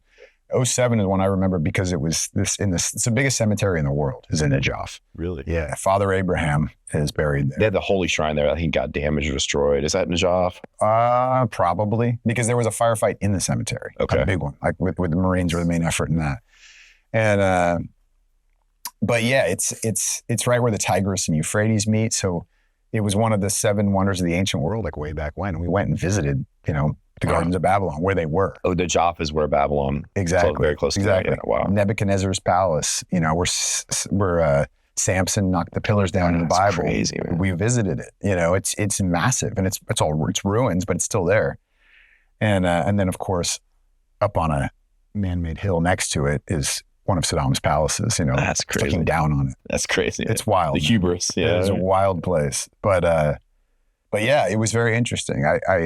I remember like when I first getting there, and it's like, you think you want to be in Baghdad or some of these other places because that's what you're reading about and hearing about and all this stuff. And it's like you get there and you get to meet the people, and there still was plenty going on. Actually, in Najaf, there was a lot of like high value targets that were bedding down because they felt relatively safe there because we're not supposed to go into the cemetery, like that's a sacred place. You know what I mean? And we have to work with the provincial governor and be sensitive to things. And of course, there's tons of corruption and all that as well. But, the complexities of that place, but also the history, I love history, was super interesting. So I appreciated being stationed there. And also we were on our own. We were at this small camp, 12 of us, by ourselves, like not really near anyone. And that's like, it's a little, it's not only like kind of lonely and disconnected and maybe a little scary, but that was like the mission. That's what special forces are supposed to be doing. All the work we're doing, every day we're training, Iraqi special forces, Iraqi SWAT. People interchange the term special operations, special force a lot, and they get it confused. Yeah, right. Special forces' primary mission, now they have ODA teams, so like direct action, is to force multiplier, correct? Integrate with the local population, understand the culture, get them to be self-sufficient, train them up. Foreign internal defense is what it is. I mean, unconventional warfare. Were you doing some of those roles in Iraq, or was it more direct action? That was your a lot of that. Yeah. Okay. I mean, most of our missions were alongside them. You know what I mean? We were going, we had our 12 guys, and then we may take 20 or 70, Iraqi special forces who we trained up, and it's different obviously than our special forces, but like the best we can. And we're off, doing missions. And a lot of people have this notion of like these Americans controlling these mindless or incompetent locals, and there's like a, superior inferiority thing, and maybe there's a little bit of that, but a lot of it is like trusting each other and understanding them, and a mutual commitment to one another. A later deployment, I saw that even more so. When the Afghan special forces, it was commandos, the Afghan commando captain was shot through the neck right next to me. I was on the back of on the tailgate of one of the Humvees, on a 240, and trying to lay down suppressive fire for Americans and for Afghans. Yeah. And this guy gets shot through the neck. It wasn't even our medic because he wasn't near there. It was our team sergeant and a commo guy grabbed him and started treating him in the middle of, they're risking their lives. They're getting fired at. Yes, and then they eventually, I was able to suppress enough to where they could pull the body behind the Humvee and try to save his life. And they weren't able to, and they did everything they could, and he died. But to see the grief from his troops, from this captain's troops, from these enlisted Afghan soldiers, and how much that meant to them, he meant to them, I should say. And how much it meant to them that you would risk your life. And then how much, yes, and you could see that they were they felt like we have different flags on our shoulders, but we are the same. You know what I mean? And that was like, something I don't say people a don't cool talk moment about. because the guy died, you know, but it was a impactful moment for sure. And it's helped me a lot over the years too, those kind of things. There was a lot of those situations. That's I just just one that wish stuck people out knew to me. how much, we risked our lives for them and vice versa over there. Totally. Like a Vice sense of versa is brotherhood. important, People too. that didn't know anything about each other prior to. No, they all just think it's like us against them, and they don't understand. You know, it's not. We were fighting alongside Afghanistan, alongside Iraq, and the mission was super complicated. And yeah, not everything we did was probably the best or the right thing, but we were doing the best that we could. Yeah. With the information that we had, and understanding what those people are experiencing and what they will experience when we leave, and they did, and it sucks. What was the hairiest firefight you were in over there? It was probably that one. I was just talking about at the end there. And that was my last firefight. It was my last mission. 2 weeks later, I was on the football field at Texas for my senior year, playing. That's crazy. Yeah. Well, I was in college. That's another thing I want to get. Another insane thing. So after your active duty career, you went to Texas, you walked on there, and against all odds made the football team as a long snapper. Yeah. Which, if people don't know much about football, I train kids, athletes. Yeah. And long snapping is this highly technical skill that kids will pay thousands of dollars for coaching at. And it's like high stress to be a long snapper. Right. There's like fine lines between a successful based on the speed that he gets there and accuracy between successful and not in stressful situations. And you had never long snapped, never played football, never long snapped a day of your life. You taught yourself to long snap. Yeah. Am I tracking? That's true tracking. Made the team. Well, I walked on as a safety.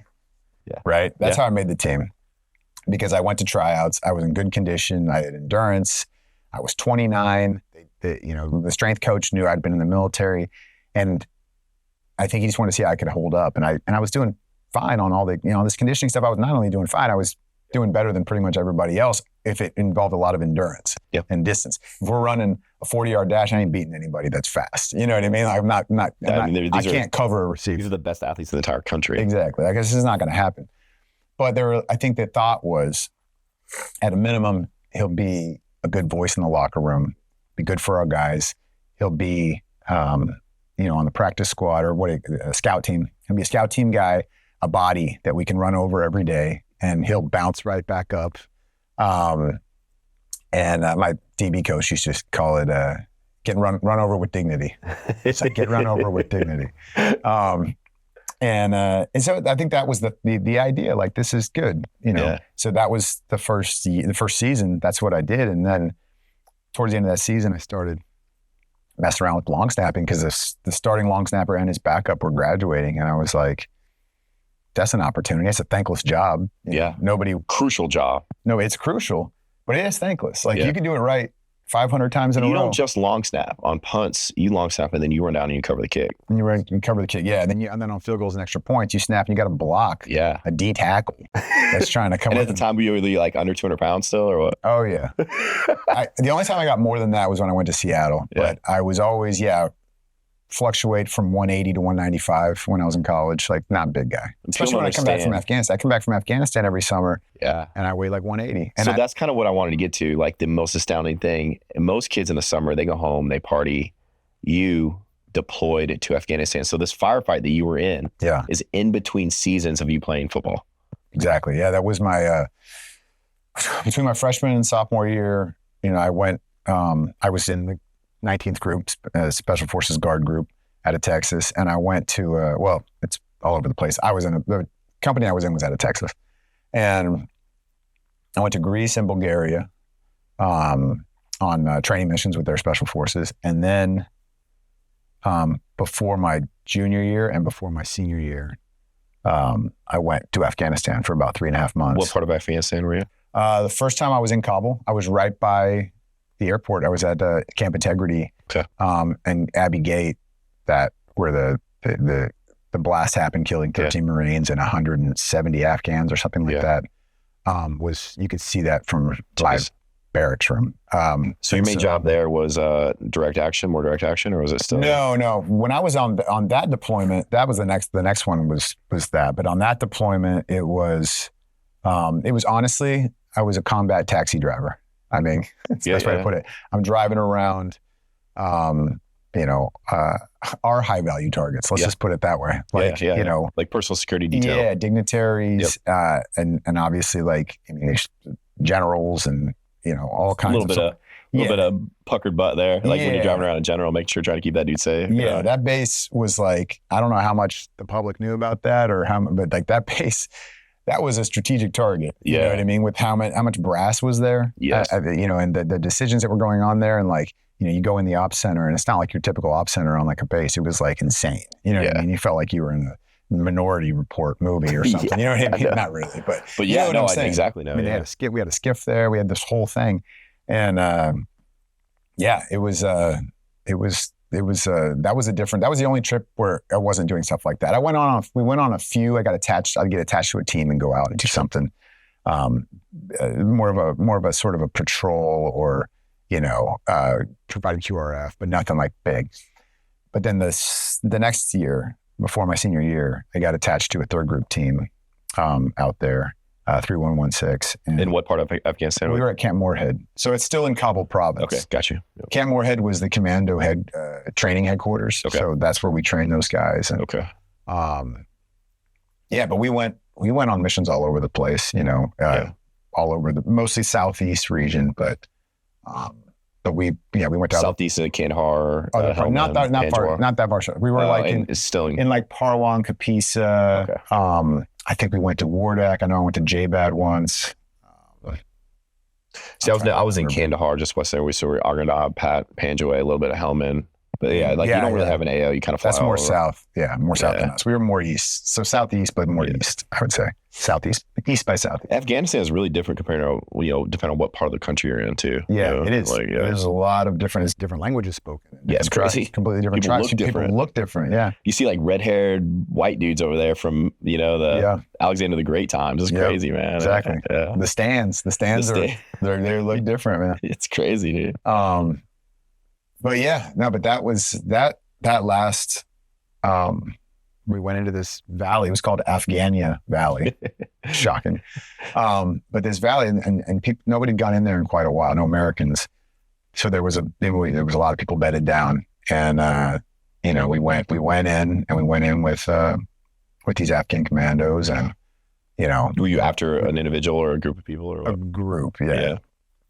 And we were getting, we were getting fired upon and mortared like pretty much right out the gate. And then we had to, deploy the squads, and these were Afghan led, like when they were going out, going house to house trying to find people. But our troops went with them as well, some of our troops. And, but I was in, I remember, I was on the tailgate of the truck there on the 240, and then there was a sniper that was firing at me. I could see the muzzle flash from one of these, like, what do you call those? It's not a turret, maybe a turret, like from a mosque or something. Yeah. And I could see the muzzle flash, and I could hear it. It would hit the side of the Humvee. So people that don't know, like 240 is a belt-fed machine gun, right? Yeah, exactly. So the 50 cal is the big one that's usually up in the turret of the Humvee, but off of the tailgate, which usually it's like a 240 or something. So usually if you're in the machine gunner, you're a prime target for the opposing force because they have to silence that. Because that's a suppressive fire. So I'm sending rounds down range so that our people can continue to advance and move forward, because I'm trying to suppress their fire. You know what I mean? And you could see the muzzle flash of the dude shooting at you. I could see the dude shooting at me, because it would flash, and then boom, it hits the Humvee, or it skips across. And I don't know if that might have been the guy that shot the captain. I'm not sure. There was other people firing at us as well. I mean, I had a little chicken plate in front of me, so it's like you have some protection, but it's not a ton. No.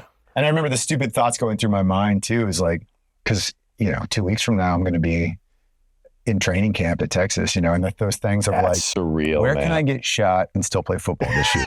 Like, where's like, I'll let that piece. I'm always like, how low is my plate carrier going right now? Yeah, You know, exactly. I always wish I had a longer plate carrier. I wasn't, you know what I mean? yeah, exactly. I certainly wasn't thinking about like death. I was thinking about like, oh shit, like I got to play football, you know, That's just crazy, like dumb man. things like that. Yeah, that you're thinking about, totally. you know. But yeah, I mean, I'll never forget that. And then after it ended and you know, the A-10s came in and we're just lighting them up. And, you know, we a lot of bad dudes went bye-bye, and there probably was some good people that did too, sadly. You know what I mean? What happens, it's just, it is what happens. How many casualties did your friendly force take? Do you remember? We had some wounded, I believe, but that was the only death, the captain. Yeah. And which is amazing because we had like 70 people out there. If you haven't been there to see an A-10 do a gun around, man, it is otherworldly. It is crazy. You talk about, it was right. It was not far in front of us either. Yeah, I mean, it was like right there. Is it 30 mics is what they shoot? Just wow, it's you know, crazy. It's crazy. But yeah, so then we collapse back and they bring in American medevac bird flies in to take him and any of the other wounded. And these are Afghans, you know. And I remember his, you know, standing next to his body, it's covered in a sheet on the like a, what's the thing you carry the bodies? Stretcher. Yeah, thank you. What else is it called? Well, no, yeah, there was a different name for them. The plastic ones, kind of. Are you talking about? No, it was just green. There was green canvas. There's a military name for it. It is a stretcher, but yeah, there's a military name for it. That thing. Yeah. Litter carrier. Too far removed. Yeah, exactly. But he's laying there under the sheet. You can see part of his face, you know, and his guys are coming by, and like it's like an open casket almost. They're paying their last respects, and then 3 Americans and 3 Afghans are carrying the litter out there. And I'm just like sitting there in the truck watching this. And it was devastating, but it was beautiful because, you know, this American bird is coming in and it's like half Afghan, half American carrying this man's body out there. And they load up the body and a couple other wounded, you know, they were able to walk out there, get put on as well. And it takes off, and it was like it was this tall grass out there. So the grass is like whipping everywhere. And the Americans and 2 of the Afghans, you know, run out of there because it's blowing like crazy. And this one Afghan dude is just like standing there, and he like drops to his knee and he started crying. You know what I mean? It was like, that was a first moment until later during the services, really, but where it really hit of just like how much this means to them. Yeah. And it's not just, oh, we're just at war, I guess. And, you know, because there is that weird feeling sometimes that you're just like, does this matter to them? Like, it should, I don't know. Well, it's the same as our soldiers too, man. Sometimes the conflict might not matter to them as much because they're from a different part of Afghanistan. Yeah. But the brotherhood that they form with each other, and they just want to get home to their part of Afghanistan.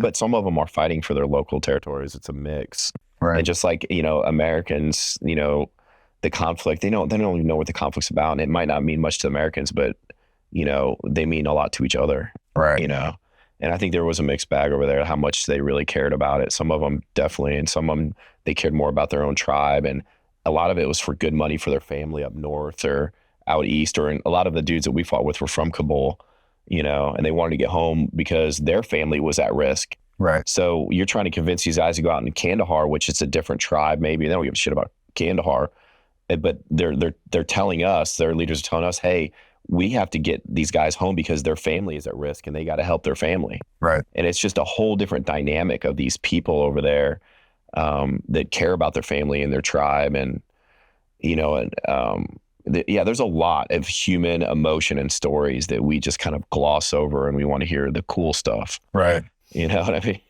No, it's true, man. It's very true. It's very true. And there's a lot more to it. There's a lot more to it.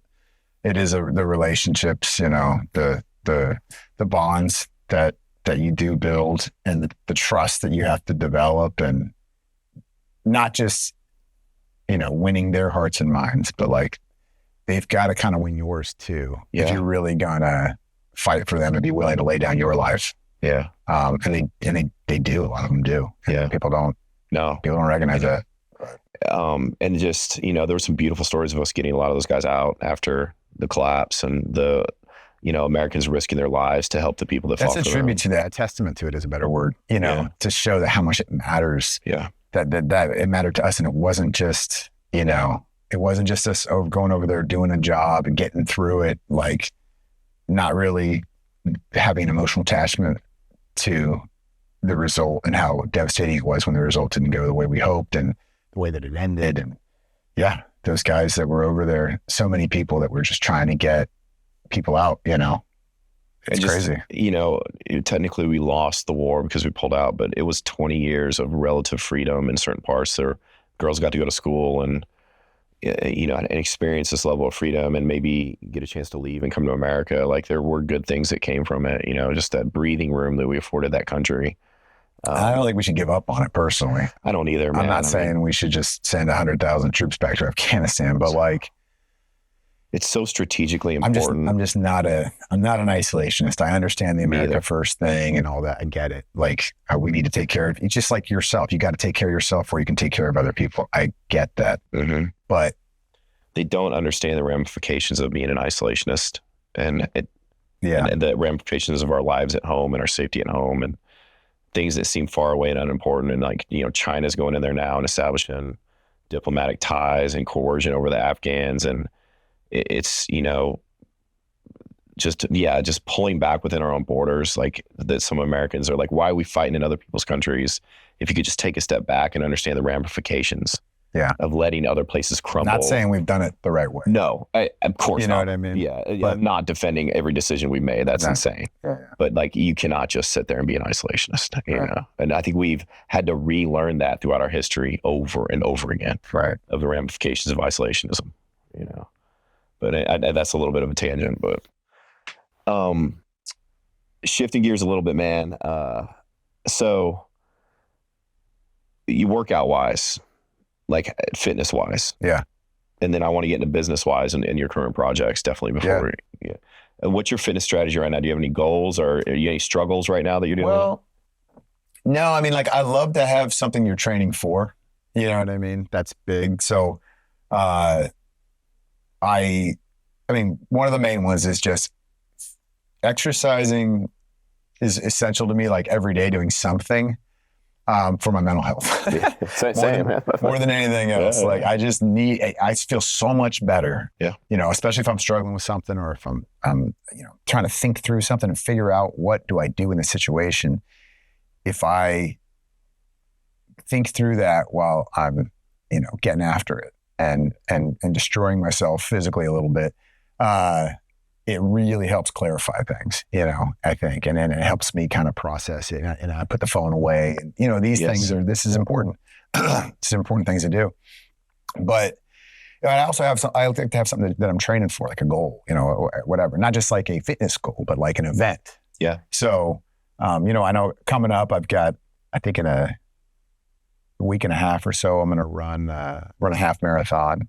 And then a full in February, the Austin Marathon. And then shortly after that, 2 days later, I'm heading to Tanzania to go climb Kilimanjaro as part of a clean water project. No way. Yeah. I just kind of made the decision yesterday that I'm going to go.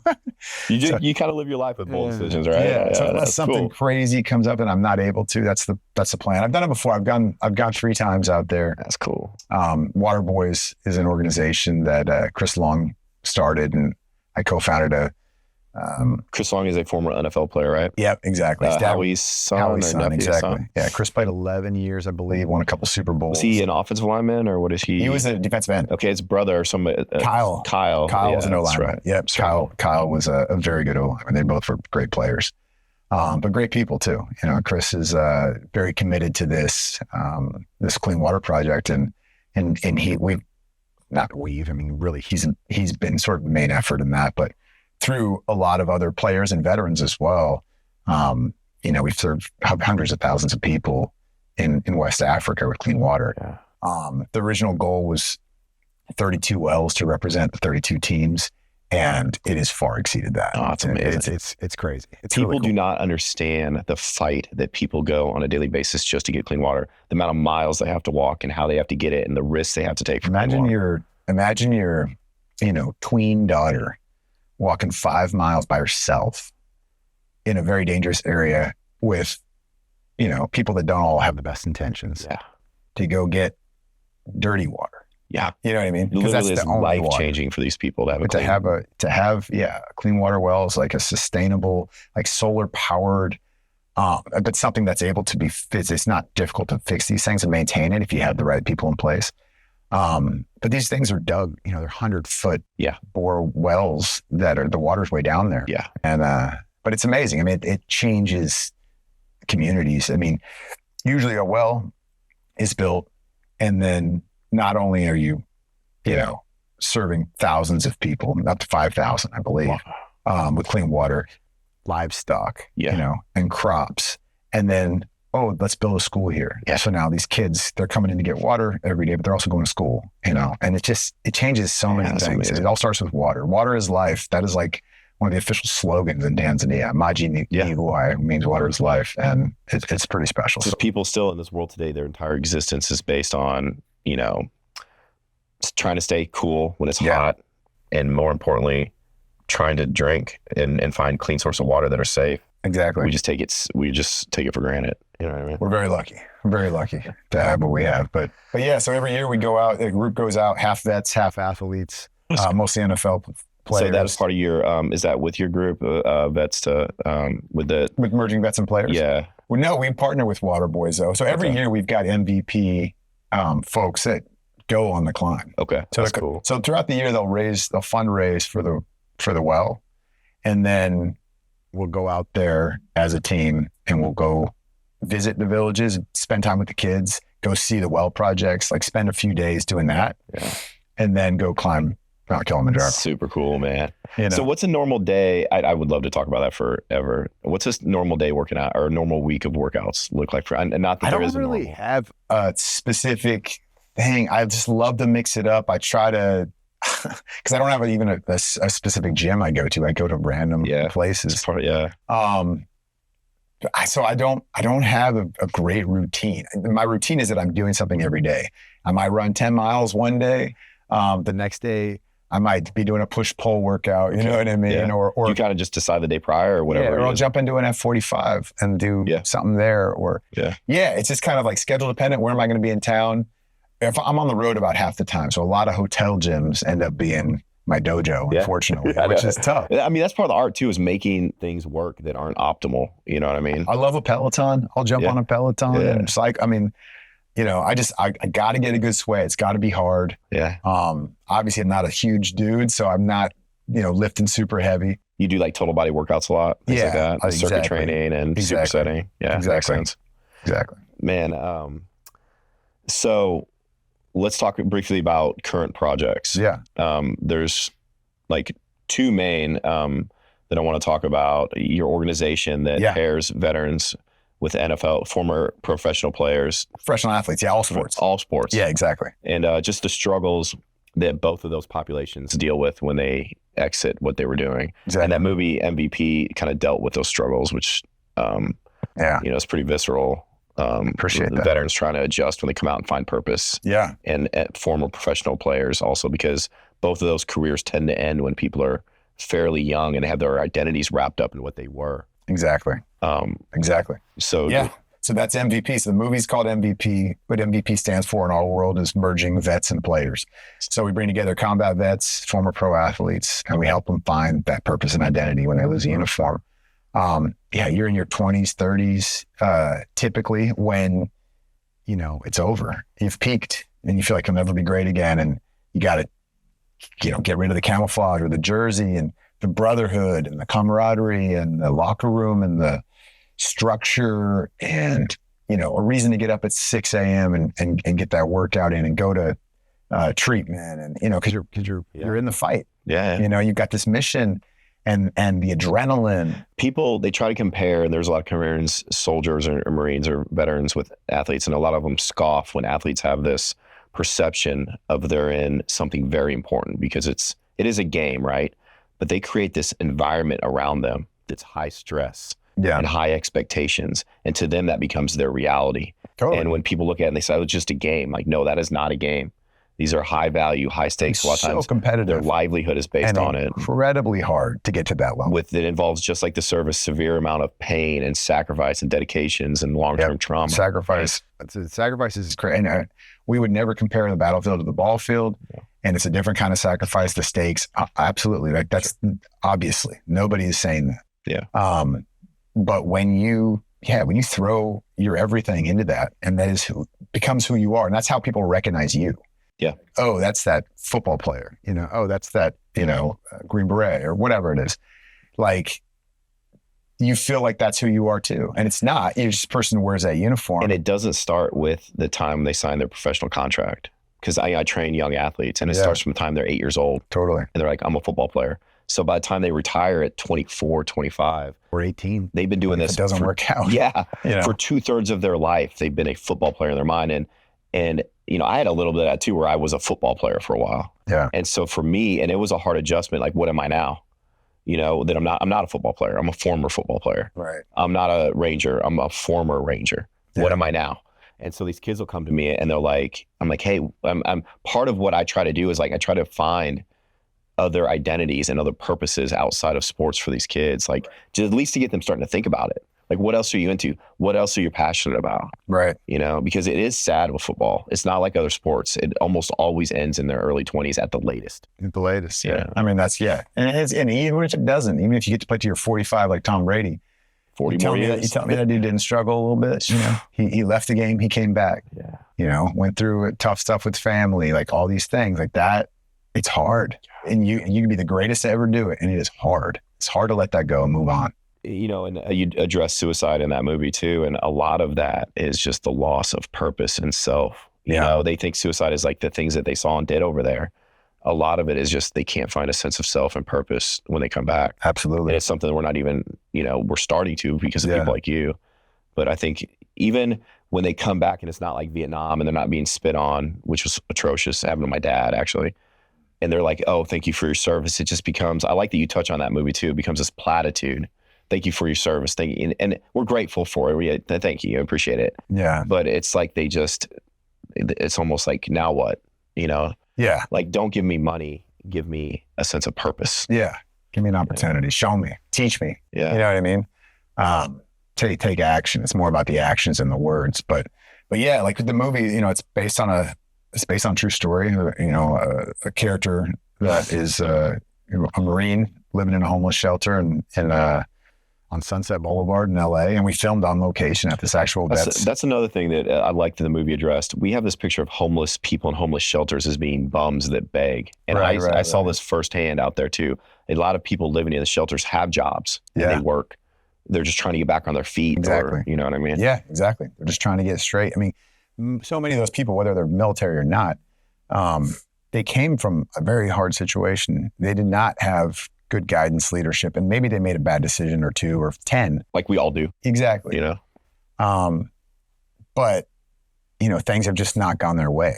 And that goes for a lot of these folks. And they don't have somebody trying to help them out, like really help them out and show them, and at some point it becomes too late and it's too hard, and they're in there set in their ways, whether it's an addiction thing or what it is, it's too late. But there's people, especially the ones living in those places, they're trying, they want to get out. Because if you don't want to get out, if you don't want to fix your situation more than anybody else, it's not going to get fixed. No one's going to fix it for you.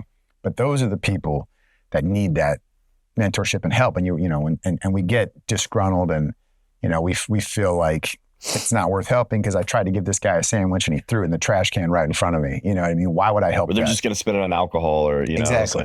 And some of them will. But there are people out there that are trying, and you just got to, there's ways to find them. And a lot of them are in these places or trying to get in these places and there's no room, to get their shit together and get it fixed and get it figured out. And like you said, they are working or trying to find work and trying to, and a lot, there's vets in that situation too. And imagine coming from something like that, coming from a tough deal, one of the people this was based on, he grew up a lot of his life homeless with his mom. So he's used to this. This is who he was. Yeah. And a lot of times in the military, you kind of feel homeless. Exactly. You just feel homeless with brothers. Exactly. And you're living in tents, you're sleeping on the ground, like scrounging for food. Well, then, you join the military and you have this sense of purpose and you have this family and team and then when you're out, you go back to that neighborhood you came from. And now these people understand what you were a part of. Yeah. They have their ideas because they've seen the movies. Mm-hmm. And now you're just like, you are really lost. You're like, well, I already lived my best life or whatever. And that's it. What now? I think a lot of it too is like we mistakenly encourage these guys to just let it go, forget about it, move on. Yeah. It's like, no, that's not the right answer either. It's okay to not live in your past, but embrace that it will always be part of you. Totally. And tell those stories with your friends. And you know what I mean? Like, it's been 10 years more than 10 years, 12 years since I've been out, and the stories don't go away and the trauma doesn't go away. And just encouraging these guys to try to forget about it isn't the right answer either. Right. You know what I mean? You can carry your past with you to the future if it's done in the right way. Right.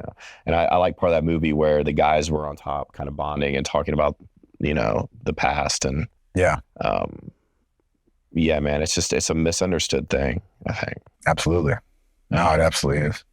But I also want to talk about D-Day plus 80. Yeah. So, I'm a big history buff too. And by the way, for MVP, go watch it it's on Paramount Plus. You can also rent it on Prime and Apple TV and all these other places, but go check it out because it really will help you understand more about the organization, emerging vets and players, and who we are and what we do. Absolutely, man. Yeah. Yeah, D-Day plus 80 that's another one. I got to meet some Point Two Hot guys one time. Did you? Oh my God, just this is an incredible seminal moment in my life. Yeah. And but D-Day plus 80, that's a documentary that you're working on or movie? Or? It's a documentary we're shooting right now. And that may not be the final title. We don't know what it'll be exactly, but that's working title because it's 80 years after the 80th anniversary. These guys are dying, man. They're almost all gone now. Oh, dude. The guys we were with, some of them are 105. That's crazy. And they're still pretty sharp, which is unreal.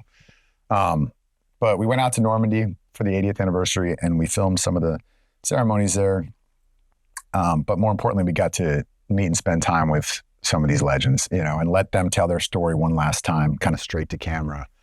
And so we're finishing that up. We're almost completely done shooting it and we're already into the edit. So kind of piecing that story together and hoping to get that done here, in the next few months, really. But that'll be, I don't know when that'll come out exactly, but hopefully we're able to screen it by this next around like Memorial Day and the next anniversary of D-Day. But yeah, it's a cool project. What are some things that you learned personally from talking to those guys? What are some things that maybe opened your eyes to or changed your view? The ones, especially the ones, because it's not just about what they did there at 19, 20, 24, whatever they were. A lot of it is what they did after and how they made it so long, So that was a lot of the interest from me. Like, what's the secret, And there's not like a secret or anything, but most of them have a pretty optimistic outlook on things. They're pretty positive people. It's not that they don't get pissed off. There's plenty of parts of the interview where there was things they were talking about. They're upset and they're worried about our country. They're worried about our people. They're worried about our world, and this is kind of something like this happening again. But they're also like, they believe that we can get out of this. You know what I mean? They believe in people and they're very hopeful. And that is like that's a unique thing. It's a special thing. It's an important thing to recognize because I think that, doctors even say that, like people that become very sick, deal with some illnesses where they have low percentage chance of making it when they have this positivity and belief and they just, it's something about that. It goes back to the spirituality thing. There's a connection there. It's just like when like a guy will lose his wife and then he'll die a month later. Like it happens all the time. Yeah. And it's just like, that's unexplainable scientifically, without. Exactly. Yeah. And they're like, oh, he was in good health. But it's like, just lost his person, Yeah, I lost half of him. Yeah. And that's it. And the desire to live, I think. A lot of people retire and just will die almost immediately. It's crazy because they don't have something else to turn to. And, that happens to young athletes, like they retire and then part of them just dies. Yeah. And, so what units was like 29th, 4th, 2nd Ranger? I'm trying to think who else was involved in well, obviously 101st and 82nd jumped in. Yeah. First ID, was a big part of that. Yeah, 4th was more Utah Beach. First ID was more Omaha Beach. Yeah. But yeah, the 29th, one of the guys from the 29th is sort of main character in our story. And his parents were Ukrainian immigrants. And he was, he's born in 1919. That's awesome, dude. And that's the stuff that guy saw, dude. Oh, it's insane. He's seen it all. And he was drafted and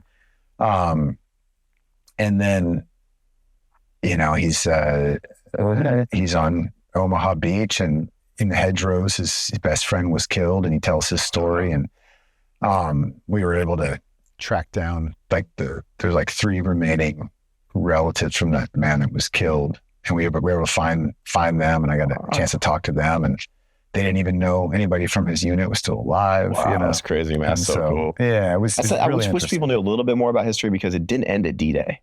You allude to it, but then it was a bitter 6-week fight in the hedgerows, which just there. And then the Battle of the Bulge was even more deadly. Yeah, But man. D-Day was that was the turning point. Yeah. That was my Darfur. Yeah. D-Day was World War II's Darfur. Yeah. You know what I mean? Yeah. It changed things. If we didn't do what we did there, I don't know. I don't know if we win. I don't know. Yeah. Might be speaking German. Yeah. They had all of France, they had all, Europe, and it was spreading. People minimize the effect that we had on that war too, because of far more numbers of Germans were out east. But, it was the tipping point when Hitler had to recommit 30 divisions, I believe, to the Western Front to try to deal with us. Initially 30, eventually 60, I think. 60 divisions of Germans had to come out to fight us.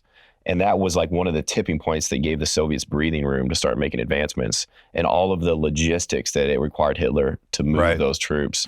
We really did have a significant, there was a notion early on that the West did most of the fighting, which was false. But then there's a pendulum swing that the Soviets were the ones that, we were almost negligible. And between the Lend-Lease Act and all of these amphibious invasions that the Soviets didn't have the capabilities to do, where we would put pressure on the Nazis in North Africa and Sicily and Italy and southern France. It wasn't just Normandy. It was, I think, 7 amphibious invasions in the European theater alone, when you count Anzio. And all of those logistically daunting things to put pressure on the Nazis in several fronts. I just want to go back and make sure America and Britain are getting the credit they deserve for winning that war. Yeah, I mean, it's one of those things though. With GUI, obviously 9/11 was sort of got us over there, and Iraq's a different situation, but it was wrapped into that. Sure. And for World War II, it was obviously Pearl Harbor, but this stuff was going on way before, and ironically, our country was pretty divided over it. There was a lot of people that were stay away from that. There's a lot of Nazi groups over here too, and German groups. Exactly. Stay away from that. We don't want to get involved in that. We're just coming out of the freaking Great Depression. You know what I mean? We're trying to get our shit together. We don't need this. Yeah. And then that happens, and we're thrust into it. But it's what do you say to that? If you're not prepared to do that, or if maybe it wouldn't have, that attack may not have happened if we would have. Well, and then there's a lot of pressure to focus all our energies on the Pacific, and Roosevelt's challenge to get Americans committed to the European theater first.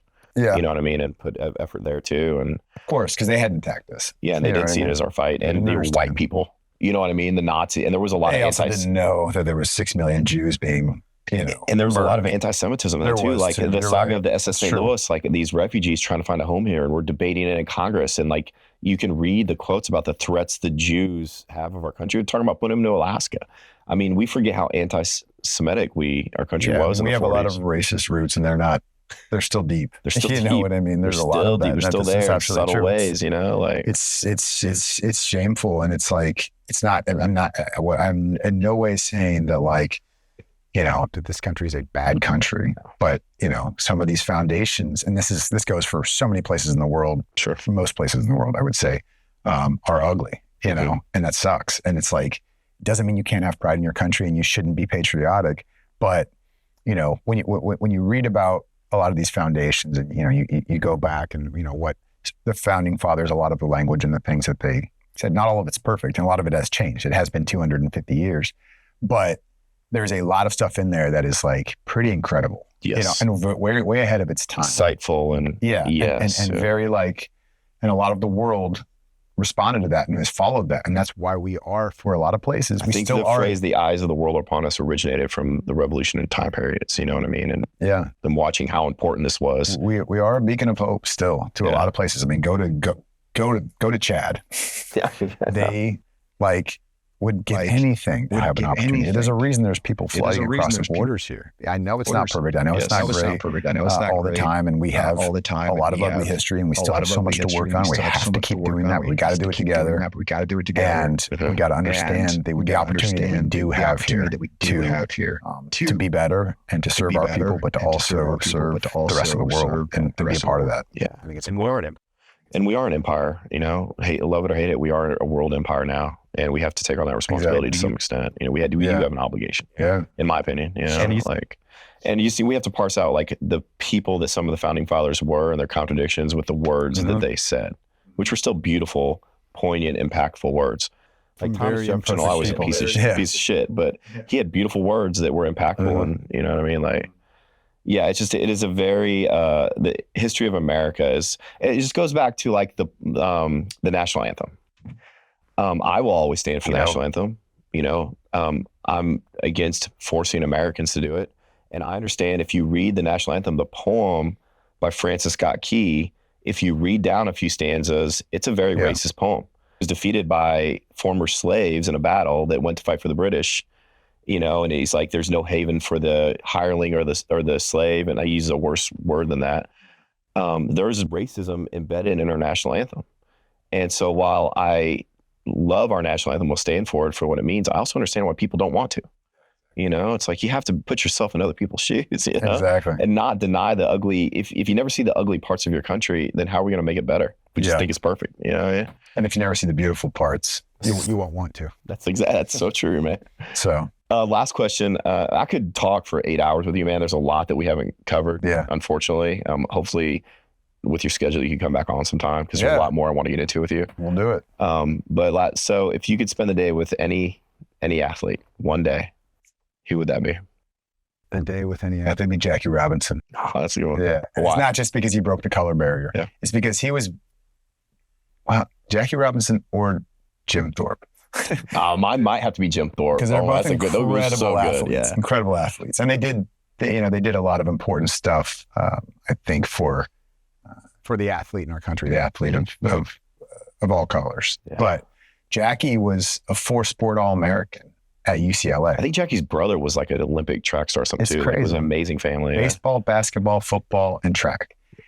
And he could have done whatever, but he knew, baseball at the time was by far the most popular sport. You know what I mean? And he loved it. It's not that he didn't love it, but I think he knew the impact it would have if he was able to cross that line. And the pressure on his shoulders too, because what if he came to fly? He wasn't just a baseball player. He was a very good baseball player. And he's a World War II vet. Was he really? Oh yeah, he was with the 88th or tank battalion. I think it's the Black Panthers or something. Yeah, right? the Black Panthers. They have a really cool history, man. Yeah.